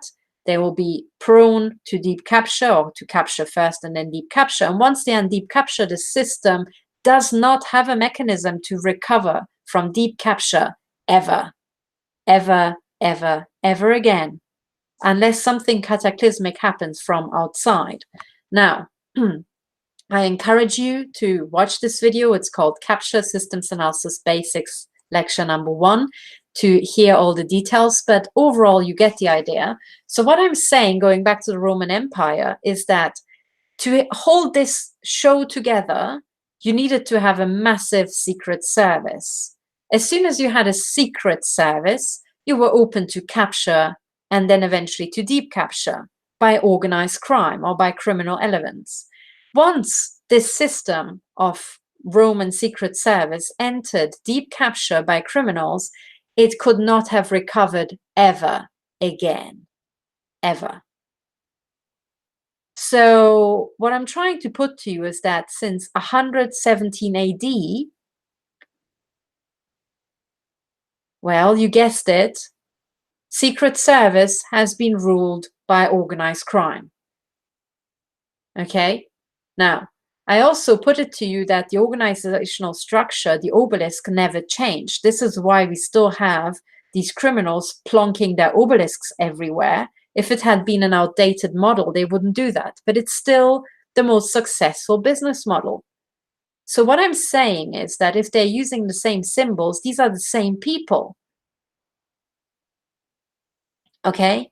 The very same people who put an obelisk into Alexandria that was then, you know, lugged off to London later, the very same people who put an obelisk into the heart of the Vatican are the very same group of people, organizationally speaking, that have put the obelisk into Sao Paulo, into Singapore, into Moscow and St. Petersburg. Okay? Now, the tower, if we go back to the obelisk, the stem of the obelisk, right, is the secret part. That is the secret organization of society. So let's just have a look at the obelisk again. Vatican. The Vatican Obelisk, right? So what I said is that if you look at it here, this is the secret insider part of society. This is the public part of society. The public part got reorganized when the Roman Empire was said to have fallen apart, but the secret part remained. The secret part, as I explained to you using systems analysis, is by definition in deep capture by organized crime, and its very top will be organized criminals. It was the case in 117 AD, it will be the case today.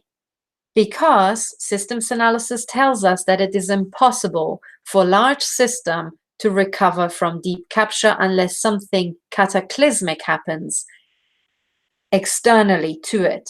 Okay, you need to have an external force that's either cataclysmically devastating or comes from a system that is bigger for this to change. So, since we have the same obelisks since the time of Alexandria to now, I can tell you that nothing changed. There was no cataclysmic event. The Vatican is still standing, still operational. They are still putting their little obelisks everywhere. So nothing changed. There was no cataclysmic event. And once you are the size of the Roman Empire, well, here, you know, there wasn't a bigger system coming along and defeating it. We were told it was, oh, it broke up from the inside. Oh, bullshit. Big fat bullshit. This is impossible. Systems analysis tells us it's impossible. So what happened is that everything that we learned at history was just a little kabuki theater that was put up or put on by this massive tower of insiders and secret service, secret society people for the normals. We were organized in little paddocks, and sometimes they moved the boundary posts of the paddocks. That's all that happened, guys, okay?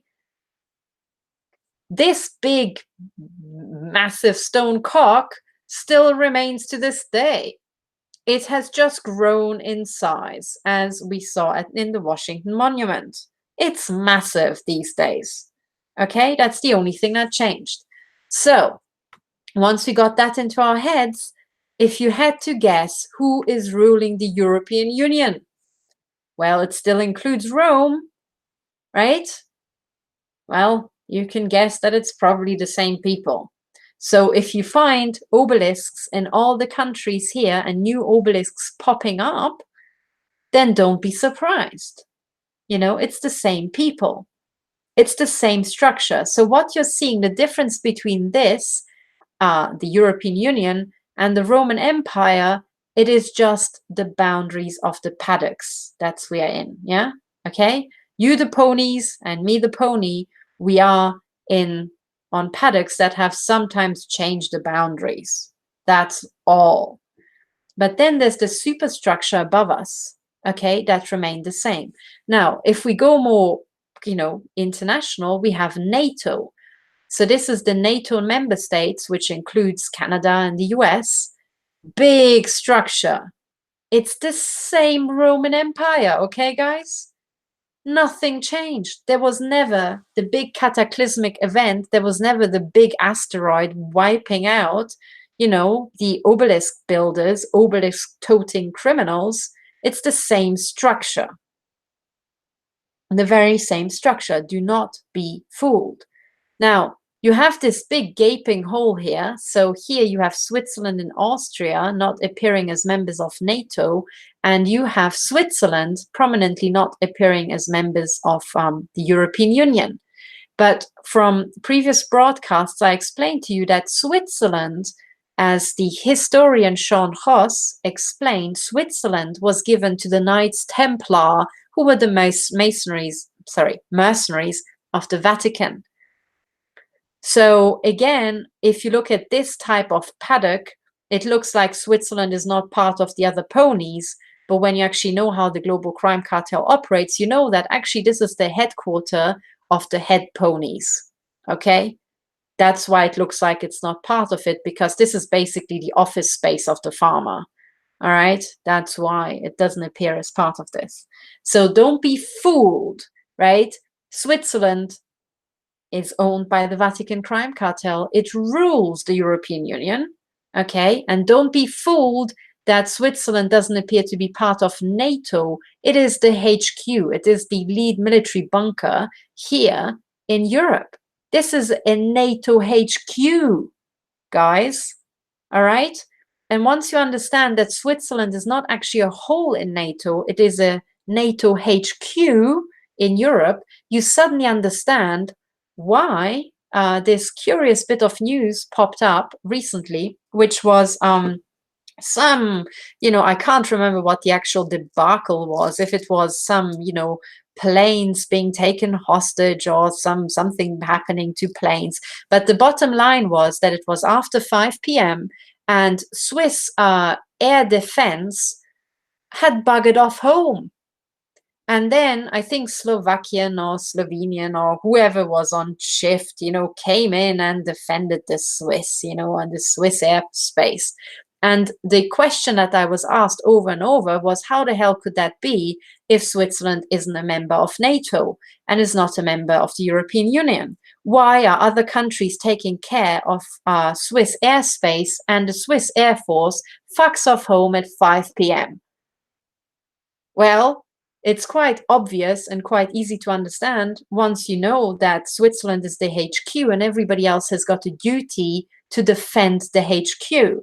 So, of course, the Swiss can fuck off home, and it's down to the ponies, right, to take care that the head farm is not raided, or some crazy ponies don't kick the door down. This is how it works. If you don't know the structure, these bits of news make no sense at all, because the concepts you're running around in your head with are nonsense. But once you have the right model, it is just clear as day. It's obvious. Okay? So I hope that by just looking at the maps, I could, I could keep your attention. Now, let's get down to the real things that matter. So most of you already know that, okay, the Roman Empire never crumbled. Most of you have heard the slogan, right? The Roman Empire never stopped. Now, some of you also know about the Nazis and how Nazis have been taken from Nazi Germany and, kind of funneled out through Switzerland by the Jesuits, down to Italy, put on ships or whichever, on planes, and then taken to Latin America and taken to the US. Most of you know that. Now, unless you have the superstructure in your mind, again, that stuff doesn't make any bit of sense, right? Why would people who are fighting the Nazis help to funnel out the Nazis? And once you know that there is already a global intelligence agency, you cannot funnel out head Nazis past the spies of the opposing side, because that's the whole point of spies, is to keep an eye on these people, right? So you can't just make these people disappear. It is impossible, especially when you know about infiltrators and how the entire spy game works. It is just not possible. So, but if you understand that there's the superstructure that never changed, the big obelisk, right? Sorry about the hand movement, right? You know that, well, it's them. They organized the Nazis. It was one asset stripping program, just like killing all the Russians, just like killing all the Chinese. They killed all the Germans and a bunch of other people, right? And then, the head Nazis or the head members of the secret society were funneled out and went to another part of the world, owned and controlled by the global crime cartel. That's what happened. So easy to understand. And all this could be pulled off because this entire structure is undercover. It's under our noses. It's in our face, yet under our noses. But once you take this base model and you embrace it, you can explain all the world events from your bedroom or from your desk, So another bit that you need to understand, this is a video clip that many who have followed Techno Crime Fighters Forum might have seen before, but it's extremely important to understand, what's going on. So it's important to play this again. So so far you have just little me here, you know, I'm just a former particle physicist, I'm just a little woman somewhere in Switzerland. You don't need to take my word for it. You can look at my evidence, but you know, that doesn't really convince you maybe. But I learned during my time at St. John's College, Oxford, where I was a fellow, you know, I was a little junior fellow and I was sitting around all these senior academics. And St. John's College didn't admit any women until the end of the 70s. And the first women they admitted were fellows. They didn't even admit, you know, young women. I mean, good God. So at St. John's College, there was still a lot of men, you know, austere looking men. And when I came up as a junior fellow, I very quickly learned that I can talk to these men about facts, and no matter how convincing my argument or how good my facts and references are, they will not take me seriously because I'm just a little woman. But then I learned that I would, you know, give an opinion, and then these old guys would just forget about whose opinion it was. And if the opinion was good and the facts are good, it would stick in their mind. The meme would stick. And then 3 or 4 weeks later, you know, after they slept over it and thought it through and mulled it over, and most importantly, forgot about that it was me who told them, they would think it was their idea. And once it was their idea, you know, coming from a man, ideally from themselves, it was good, right? It was immediately accepted. And so it came about that I would sit at St. John's at lunch and at dinner, and an opinion of mine that had been fought and put down as piffling nonsense, 3 or 4 weeks later was told back to me by, you know, the very people I spoke to, and they presented it as their own opinion or their own idea, and they thought it was brilliant. It was spot on, right? So this is how I learned that this sort of mental process goes on, especially in older men, right? And most importantly, they found it particularly convincing if they thought that it wasn't even their idea. They remembered they heard it somewhere, but they assumed it was one of their mates, right? Another man. So people find it typically very convincing when, you know, challenging opinions, presenting new information come from a man, ideally an older man, right? So I typically search desperately for my opinions or evidence be somehow given in a video by an older man. So at this point, I would like to play a clip from a BBC documentary, which is called Secrets of Her Majesty's Secret Service. It was published in 2015, and it describes the British Secret Services. And in this video clip, they interview, for example, Sir John Scarlett, who is now a former head of MI6, okay? The head of a secret service. And in this little documentary, they talk about all these weird little traditions that they have at MI6, and then Sir John Scarlett explains it all. So now let me play this clip and let's hear it from the horse's mouth, as it were, right? Let's hear what's going on at MI6, and then let's try to understand it and put it into context. So here we are. This is the BBC documentary, Secrets of Her Majesty's Secret Service. You can find it on YouTube. It's 2 hours and 24 minutes long, and at 9 minutes 44 seconds, you will see the following clip. Now, I will try to make this as loud as possible so that I think the way it works is that my microphone picks it up again. I hope you can hear this. Let's play it. He brought with him the naval tradition of the captain, writing his log in green ink. Even now, the chief of MI6 still writes in green ink because Cumming did.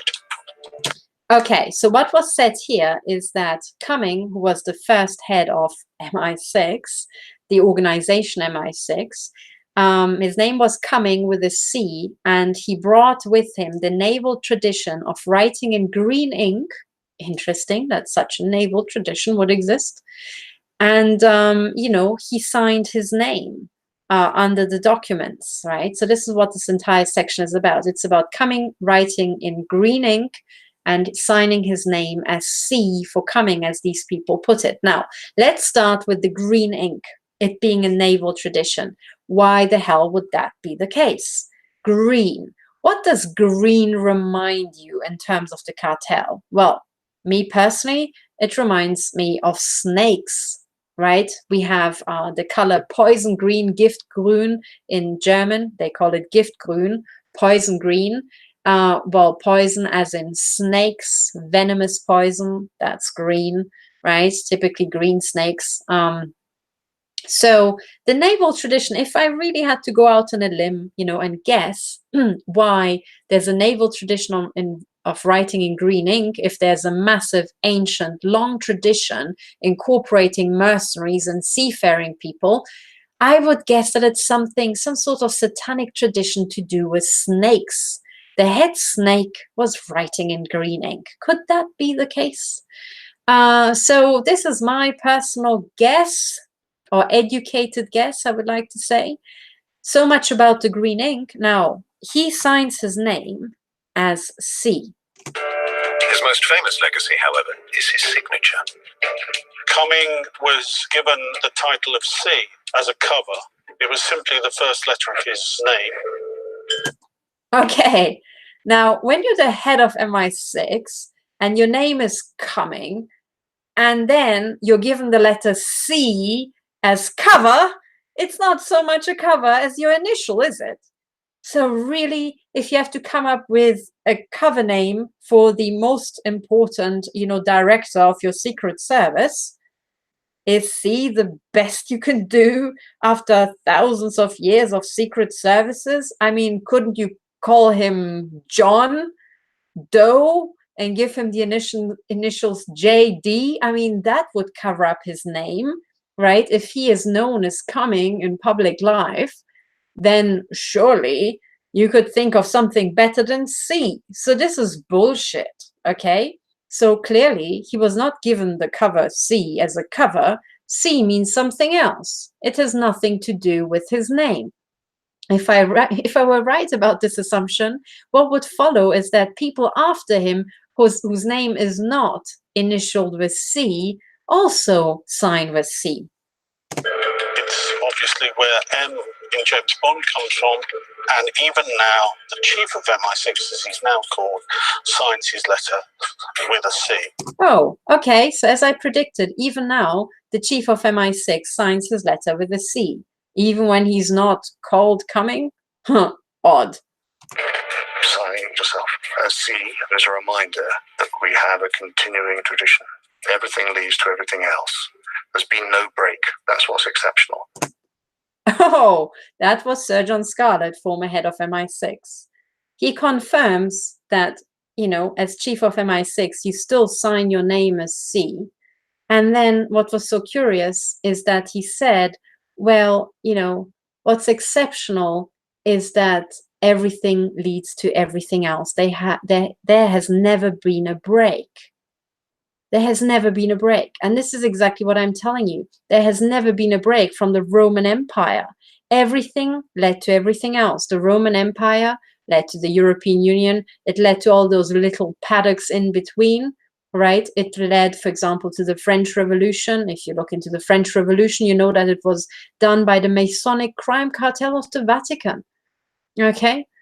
The Russian Revolution, if you know that Lenin, was educated by his handlers in Switzerland, the country of the Knights Templar, controlled by the Vatican, then suddenly the Russian revolutions make a lot of sense. And when you know that the Vatican owns the city of London since before William the Conqueror, then it probably makes a lot of sense that C has something to do with the Vatican, much more than with Mr. Cumming, who was just, a figurehead. And Mr. Cumming is no more, but MI6 continues. So why would they sign with C? Okay, so from this, it follows immediately that C has nothing to do with Cumming. It is a cover, but it's not covering up C for Cumming, because that's not a cover, it's an initial. And what I'm putting to you is that one thing that starts with a C related to the Vatican is the Crown Corporation. The Crown Corporation.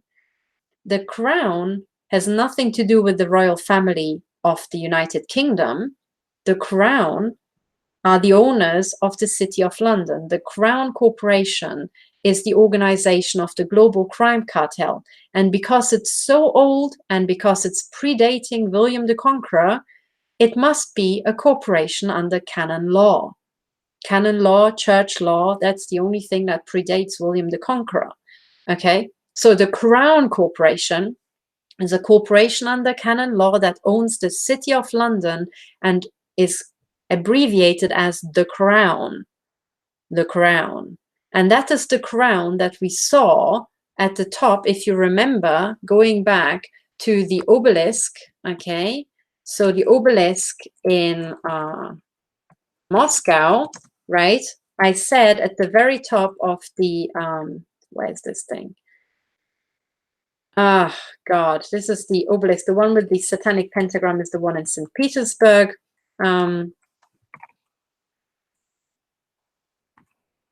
The Romanovsky obelisk here, okay? So when we look at that on, God damn it, here on Wikipedia, right? Let me zoom in again.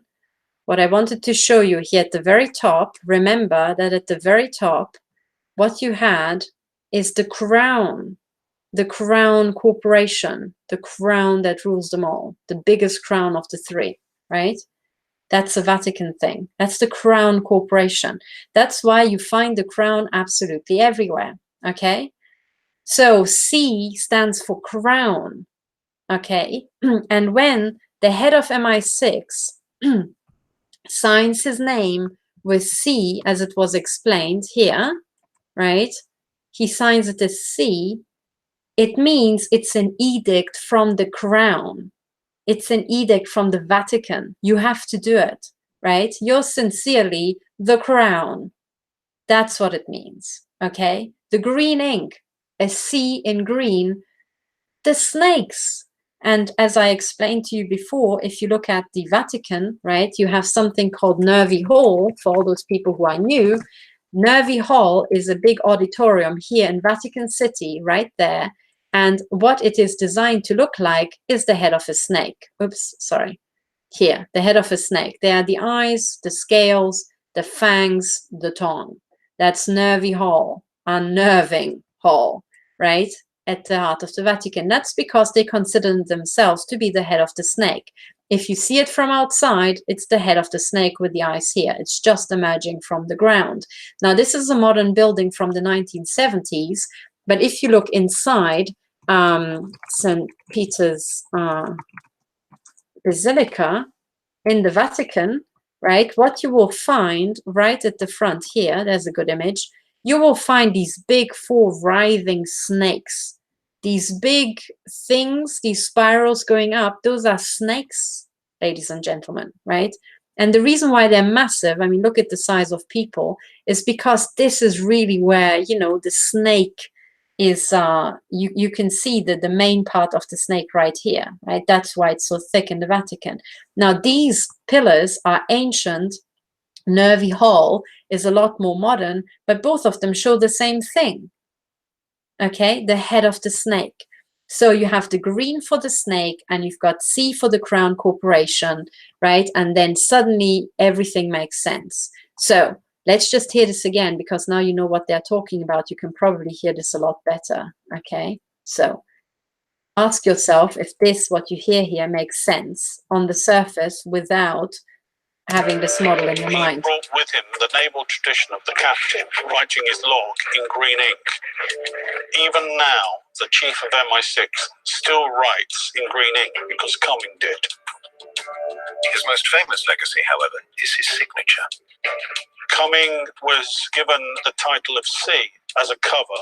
It was simply the first letter of his name.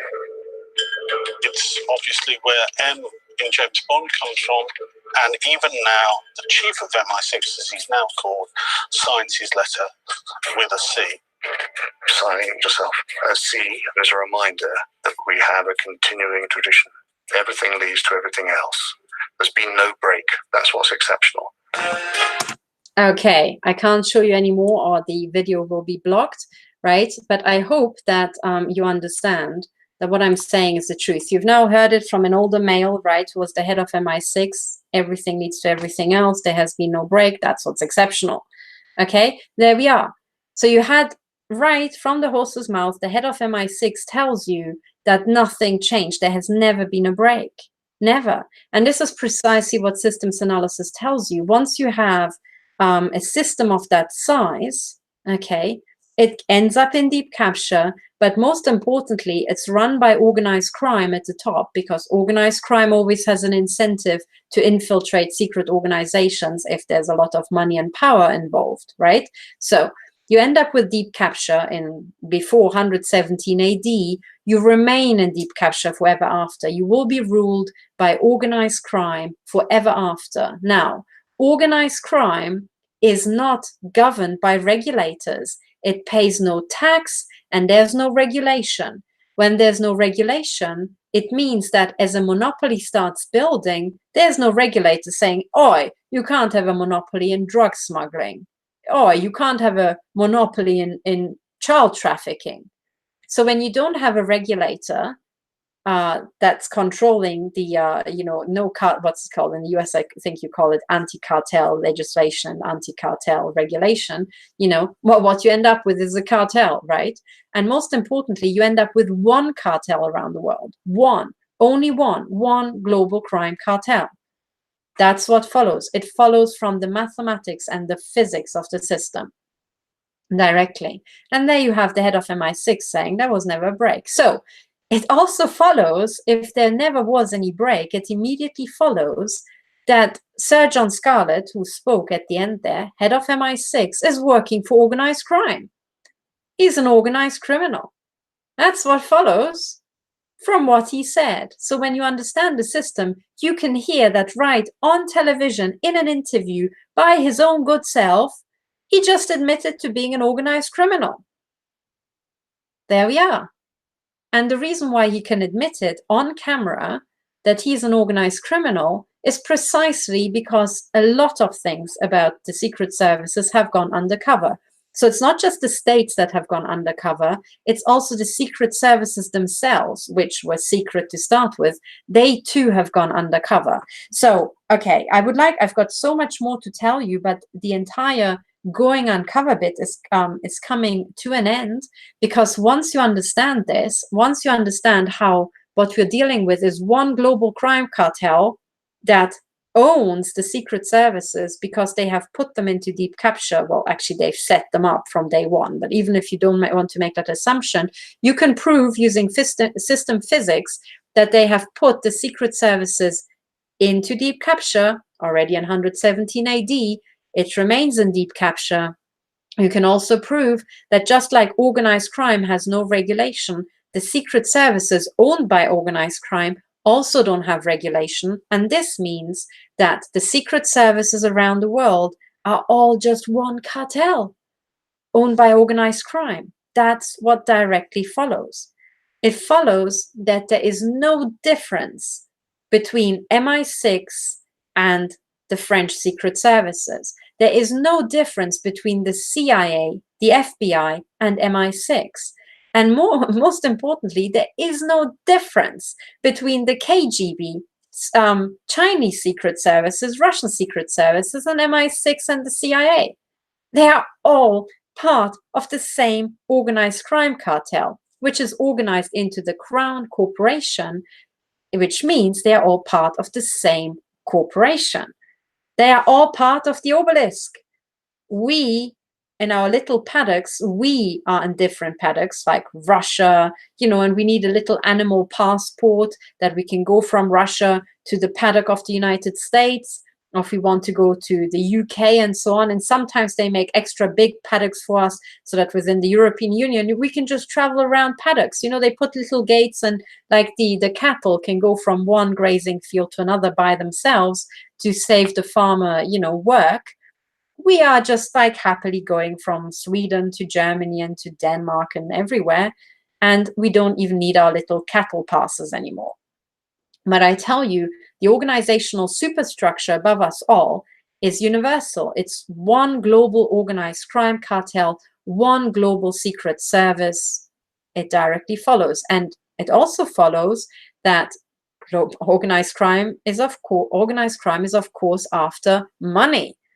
So very quickly, they will capture the sources of money, as in the banks, will put those into deep capture, especially once they own the secret services. right? And then it also follows that in the finance sector, we expect to see one global cartel. And that is precisely what you find evidence for in the news. So I will prove that to you. So if you go into, let me share my screen and show you how you can find information about this. If you don't believe me, you can go and Google something that's called the One Bank. And if you go to Zero Hedge, right, the financial news website,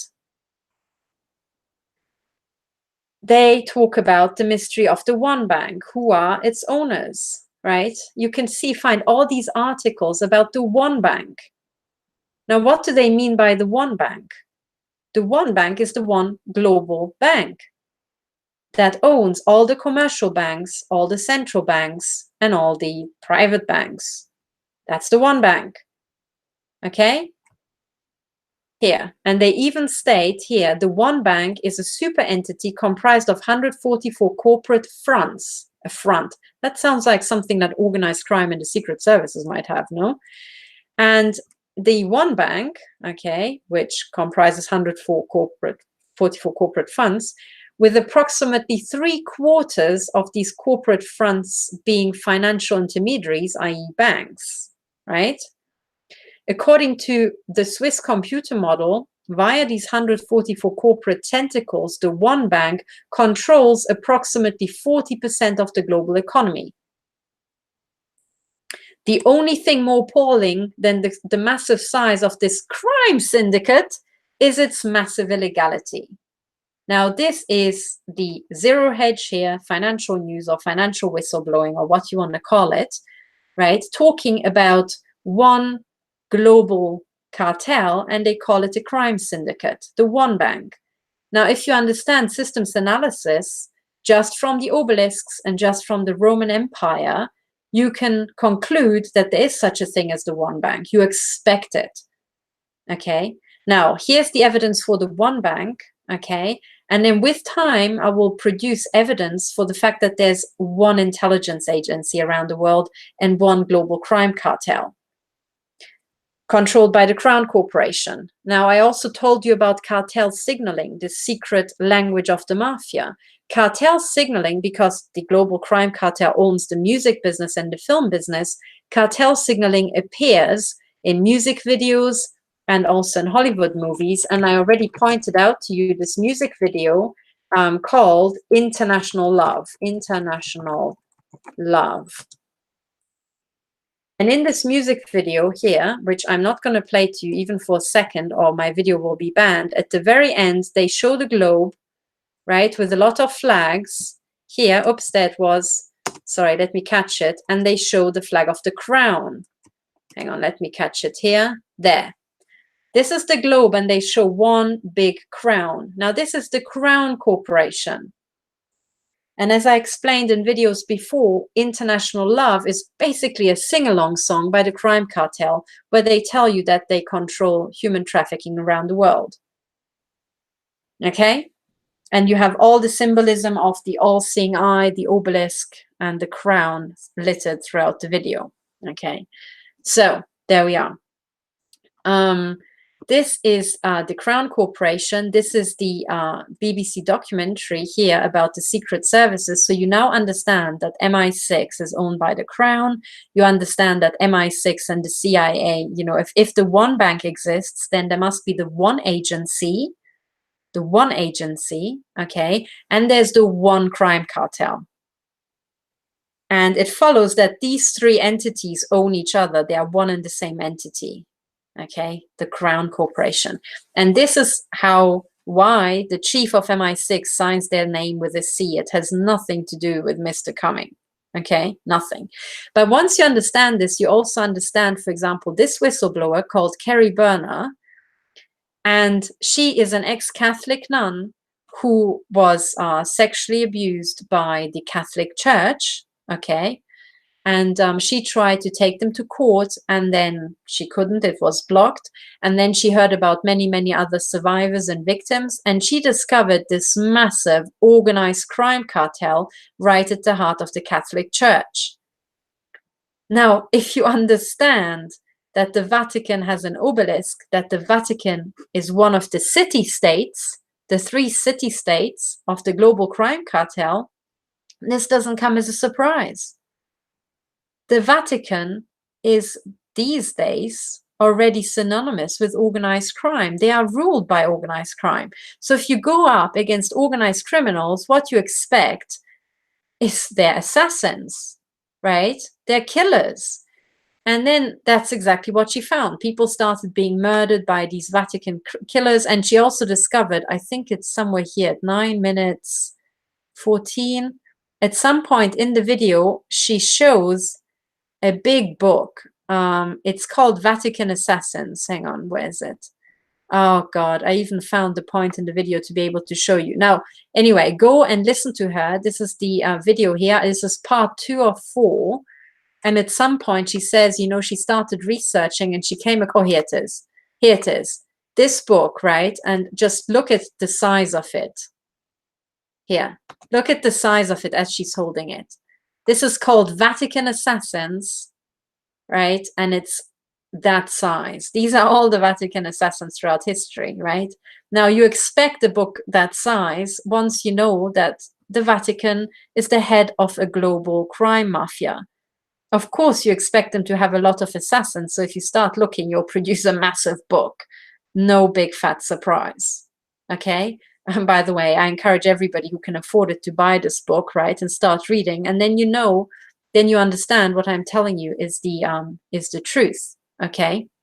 Now, let's bring this up to today. We now understand that this global crime cartel has gone undercover. So today, when you hear investigators, and there are many excellent investigators out there. I would like to point you here, for example, to Jason Goodman, who does a lot of excellent videos and interviews, right? Called his platform is called Crowdsource the Truth. Last night, here 18 hours ago, I was listening to this video, The Clinton Lawyer. And there you have the investigator, Charles Ortel, here, talking about the Clinton Foundation. Now, what they have uncovered in the Clinton Foundation, guess what, is a massive crime cartel, massive amounts of fraud, right? Now, if you understand that the crime cartel put a big Masonic phallus at the heart of Washington, D.C. ages ago, you will understand that the crime cartel will control the American president. After all, the White House is on the private property of the organized crime cartel, okay, guys? So, in other words, the president, as soon as he sits in the Oval Office in the White House, is sitting on Vatican property. The desk is owned by the Vatican. His pen is owned by the Vatican. The roof over his head is owned by the Vatican. So, he is owned by the Vatican. Do you understand? So, of course, don't be surprised if you find that the Vatican is a global crime cartel, and then the American president, like Bill Clinton and his wife Hillary Clinton, are involved in organized crime. It immediately follows. And by the way, we've got Donald Trump, and, you know, there's a lot of good things that Donald Trump does, but he also said publicly that he's a Mason. He also, if you look at his family portrait here, Trump family portrait, and by the way, Trump supporters, don't hit the roof. I'm with you all the way, but I want you to go into this awake and not be manipulated. Let's have a look at the Trump portrait here. Okay, this is the Trump portrait, family portrait, and what you find here is the crime cartel's symbolism. You have a fresco just like in the Vatican, and people pointed out that you can actually see Saturn in one of these frescoes, but you can also see his son riding the lion. Now, the lion is in the crime cartel the symbol for finance. His son is already riding on the back of finance, so I can predict that his son will become very, very rich. Okay, now the lion, you also find this in the crest of the United Kingdom. The crest of the United Kingdom looks like this here. And there you will find the lion with the satanic tongue, and you will find the unicorn with the satanic tongue. And in fact, you'll find the crest. The crest here is the only thing that represents the royal family, by the way. Only this. That's the symbol of the royal family. All the other stuff around it is from the crime cartel. And as you can see here, the royal family is surrounded by the line of finance, and the unicorn typically represents intel, Vatican intel. And Vatican intel has a collar around its neck, and it's chained down, and it has a crown around its neck. So in other words, this is Vatican intel in the service, collared by the Vatican, collared by organized crime. And you can see that on top of the crest, you have, you know, some sort of military, you know, armory. And above that, the crown and the Swiss cross, the Maltese cross, right there, another secret society. And then on top of that, a little lion, just as satanic, and another crown. Oh, cute. Oh, cute. What does it mean? Well, what this means, in the UK, you have finance, right? So you've got one crown jewel, that's finance. And then you've got another 2 crowns here. 3 crowns in this image. But most importantly, this big guy here, right, is the lion of finance. That is the lion, or the unicorn of Vatican intel. Okay, once you understand the symbolism, you can go back to the Trump portrait, and you can say, of course, Trump works for the Vatican, right? Works for this cartel, because for starters, his son is already riding on the back of the lion of finance.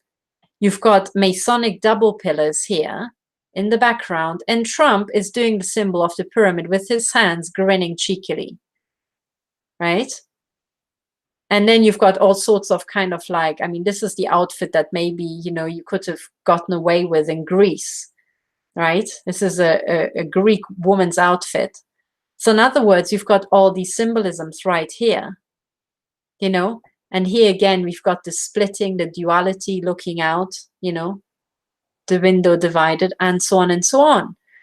So of course, Trump has to work for the cartel because he sits in the Oval Office, guys. If you want a president who does not work for the Vatican, right, you need to get him a new house. You need to put his office not on the extraterritorial city-state owned by the Vatican in Washington, D.C. You need to put it on mainland U.S. soil.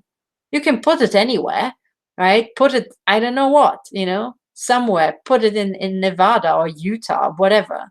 Just put it somewhere outside of Washington, D.C.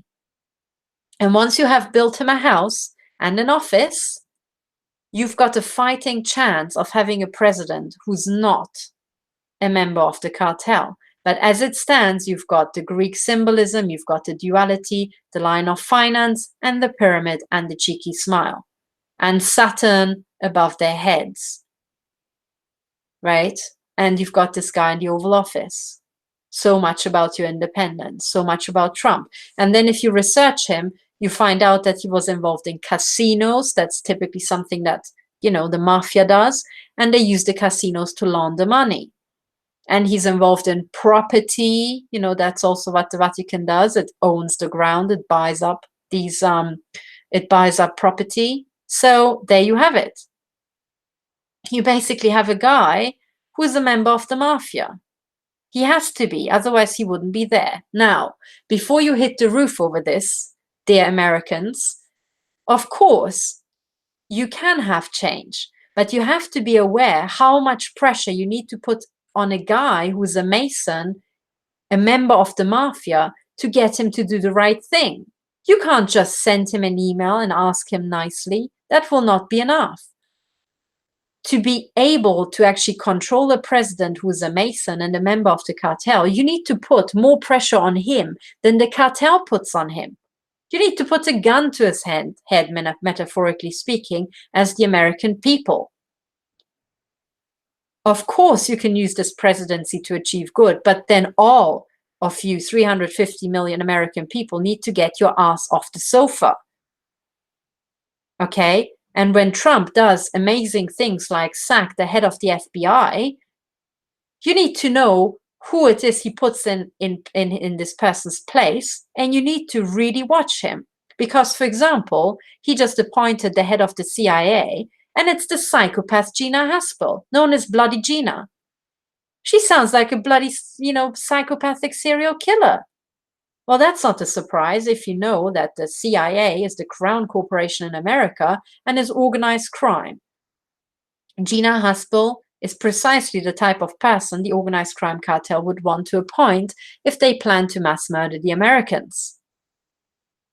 But, this is what I'm saying. I'm not rubbishing Trump, and I'm not spoiling your dream. I'm just waking you up, little children, because after all, here you are, and you're watching a video about the crime cartel, and I need to tell you from Switzerland what's wrong with America. And I have never even been to America. So clearly you've got some waking up to do. So anyway, don't despair. I still support the things that Trump does to some extent, but I also don't support others. And what I'm saying is, it's not just about Republican or Democrat. Both of them are in the cartel. What it is about is having a person who's willing to fight against the crime cartel, but then you have to offer him, a better deal. At the moment, the best deal he has is to sit in the Oval Office. And once we start talking about neurotech, I can guarantee you that the White House has to be the most neurotech place on earth. I bet you if you opened any of the walls, you should find neurotech devices absolutely everywhere. You should find bugs, and you should find, surveillance bugs, and you should find neurotech devices, because that's what the crime cartel would have to do to control the president. So my advice to President Trump is to buy himself a bug detection device, don't trust his employees, and search his Oval Office for bugging devices every day. And then open a couple of walls and look for neurotech devices. And scan your child and your wife and yourself for head implants. Okay? Because you will not feel them, you will not know them, and you will not see the scars, like I didn't. And yet I'm implanted to the hilt. So this is the sort of stuff you need to know, you need to do as Americans if you really want to have an American president and not a foreign-controlled president. But images like these should be a warning sign, and I haven't even talked about Trump Tower. All right? So, all your Trump supporters, be aware you're doing good work, you're going in the right direction, but be aware what exactly you need to do, and how far you have to go, and how many people you have to recruit week on week and day on day to actually make this, happen.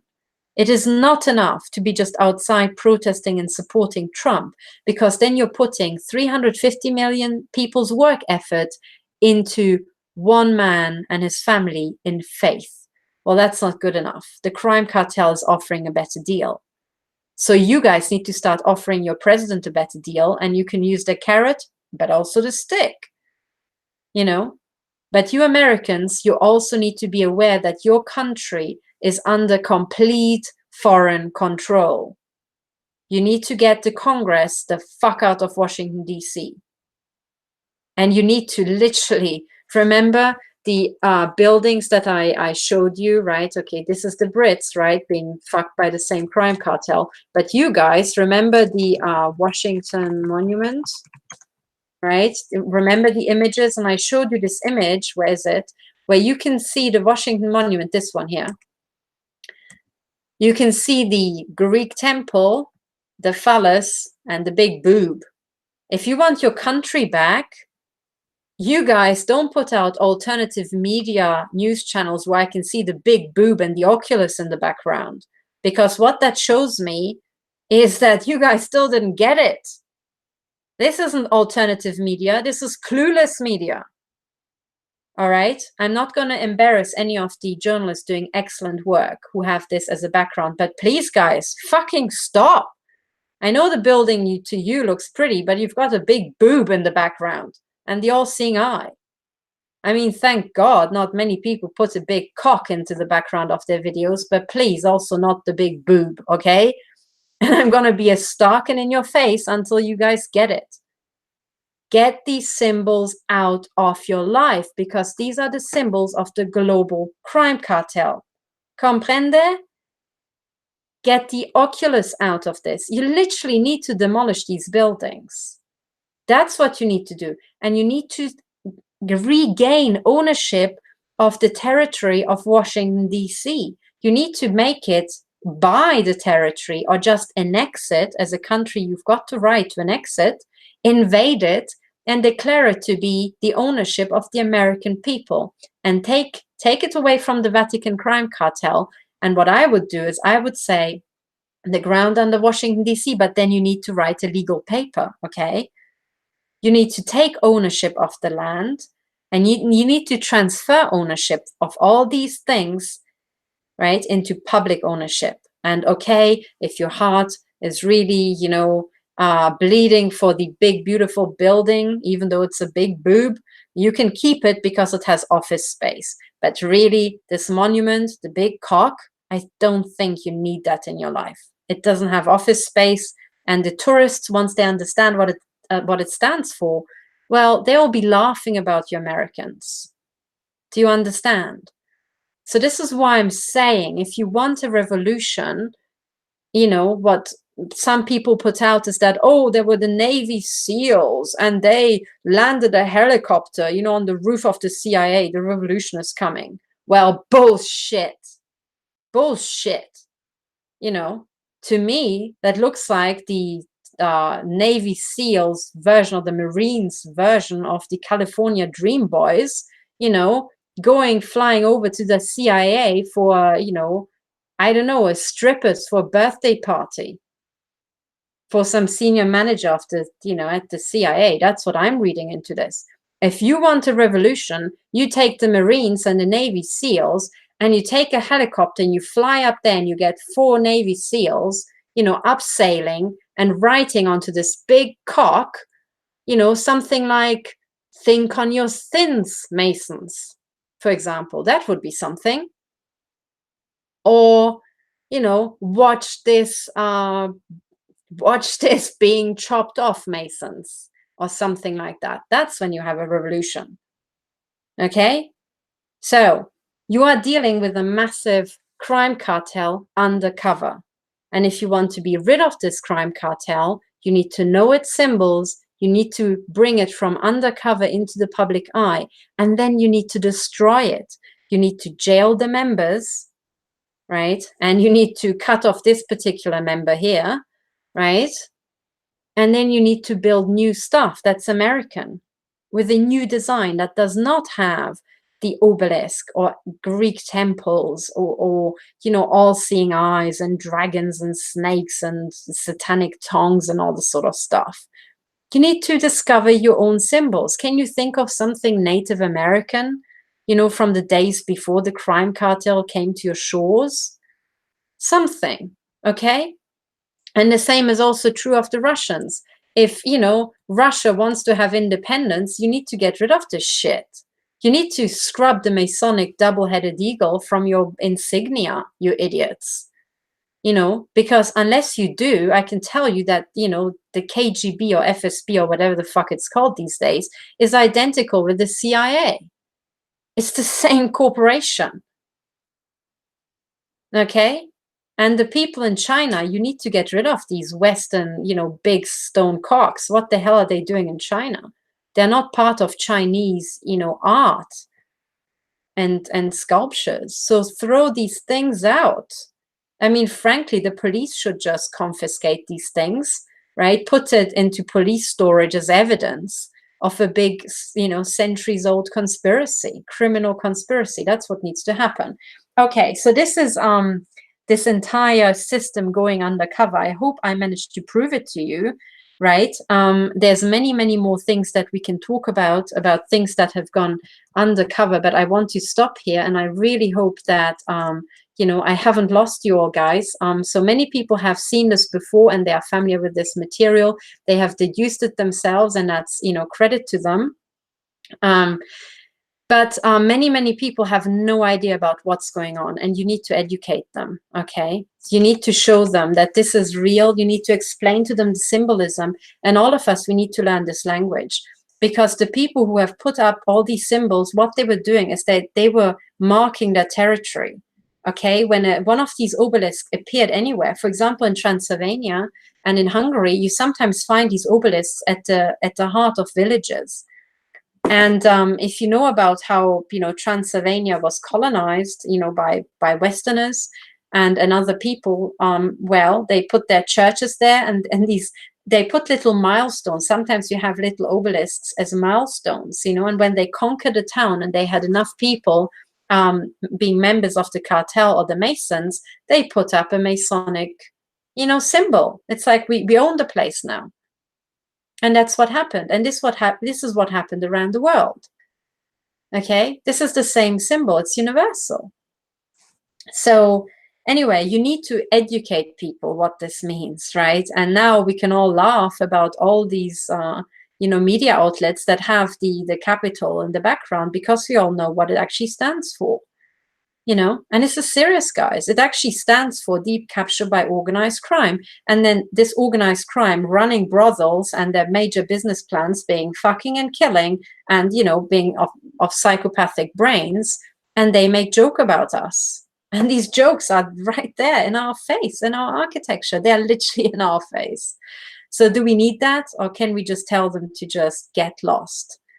And, you know, humans are territorial creatures. So if you want to regain territory, you need to throw out these symbols.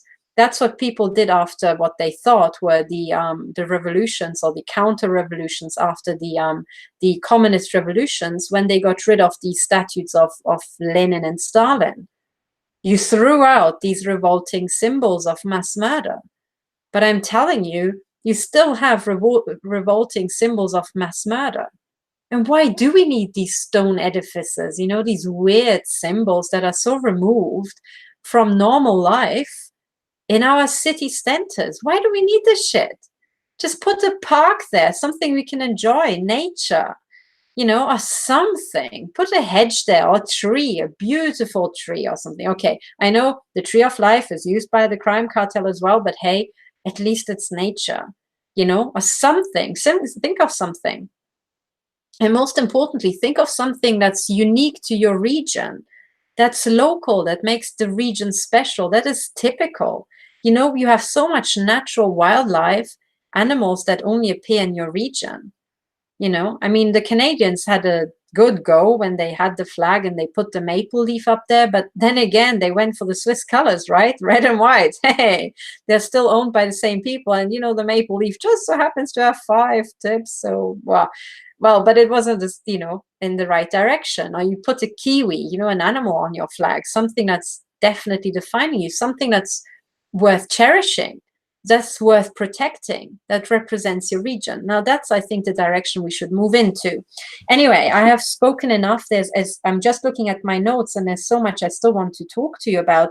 But if after this lecture, we all get it into our heads that this big global crime cartel is all around us undercover, that it owns the banks, all the banks, that the banks are the one bank, it owns all the secret services, you know, that there's only the one agency around the world, and that there's only this one global crime cartel, and that our fight is not against the Russians, the Iranians, or the Chinese. The fight globally is against this one global crime cartel. Our fight is against the one agency, against the one bank, and against the one crime cartel. You know, that's what this modern fight is about. And when we understand that, we finally can come together around the world, and we can reach critical mass.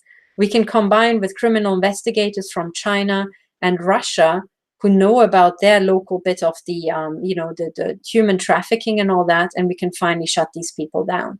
So this is what this entire episode is about. I hope I really could bring it home to you that this entire thing is global, and we really have to hurry up, guys. That's the truth, you know, because I am being machine gunned every single night by satellite. I wake up every morning being a bit more physically damaged, a bit more brain damaged, and at some point there comes the cumulative point where I cannot recover. So Swiss secret services are in deep capture by organized crime. So are the police. so are the courts and so on, you know, but we need to fight back. And now let me finish by a question that I've seen in the chat just when I came on. Somebody asked, if we go to court against these criminals in a civilized, orderly fashion, or let's say we take military tribunals, whichever courts, what if the judges are corrupt? What if they throw out the cases on frivolous grounds? What do we do then? And the question was, can we take these court cases that were thrown out on frivolous grounds and then go and basically have a comeback? And the answer is yes, we can. And that's precisely the plan. I do expect the courts to be criminal. I expect the courts to be in deep capture, just like finances and just like the police and the secret services are. That's what my whole lecture was about. But what we have to do is we have to be aware that we're dealing with deep capture, and we need to run the process for recapturing our systems. So please go to my YouTube channel. Please subscribe to my YouTube channel also, that you get the new videos. And there in the systems analysis basics, you will find a video about recapture. Please watch it and make you, you know, think about your own ideas about how to do it, you know. We need your creativity. We literally need absolutely all hands on deck. We need everybody to help with this. Wherever you are in the world, you're fighting the same crime cartel with the same symbols and the same underlying structure. So if you have a good idea what to do and how to do it, please come forward, because wherever you are in the world, we can apply and test your idea anywhere in the world, you know? And that's the thing. Once we figured out how to fight them in one place of the world, we can find them absolutely everywhere, you know. It's the same system. So this is what I wanted to say today. Thank you for listening, and please subscribe. If you're on YouTube, please subscribe below. Please also subscribe to my Twitter feed. I'm on @stop007.org. Sorry, not dot, no dot. It's stop007.org on Twitter. And there you can find news and updates. And today, for example, I tweeted about pedophile symbolism appearing in ice cream, a famous type of, or you know, very known type of ice cream that's known in the UK and in Germany, and it actually has a pedophile recognition symbol as its corporate logo.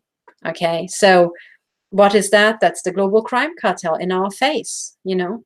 This is real, people. This is unfolding now. And please support other researchers, you know, the researchers I presented. Please also support other YouTube channels and other investigators. They all need our support. And please also help them, you know, encourage them to put their research into actually court actionable formats, into court cases, to come forward as expert investigators, expert witnesses.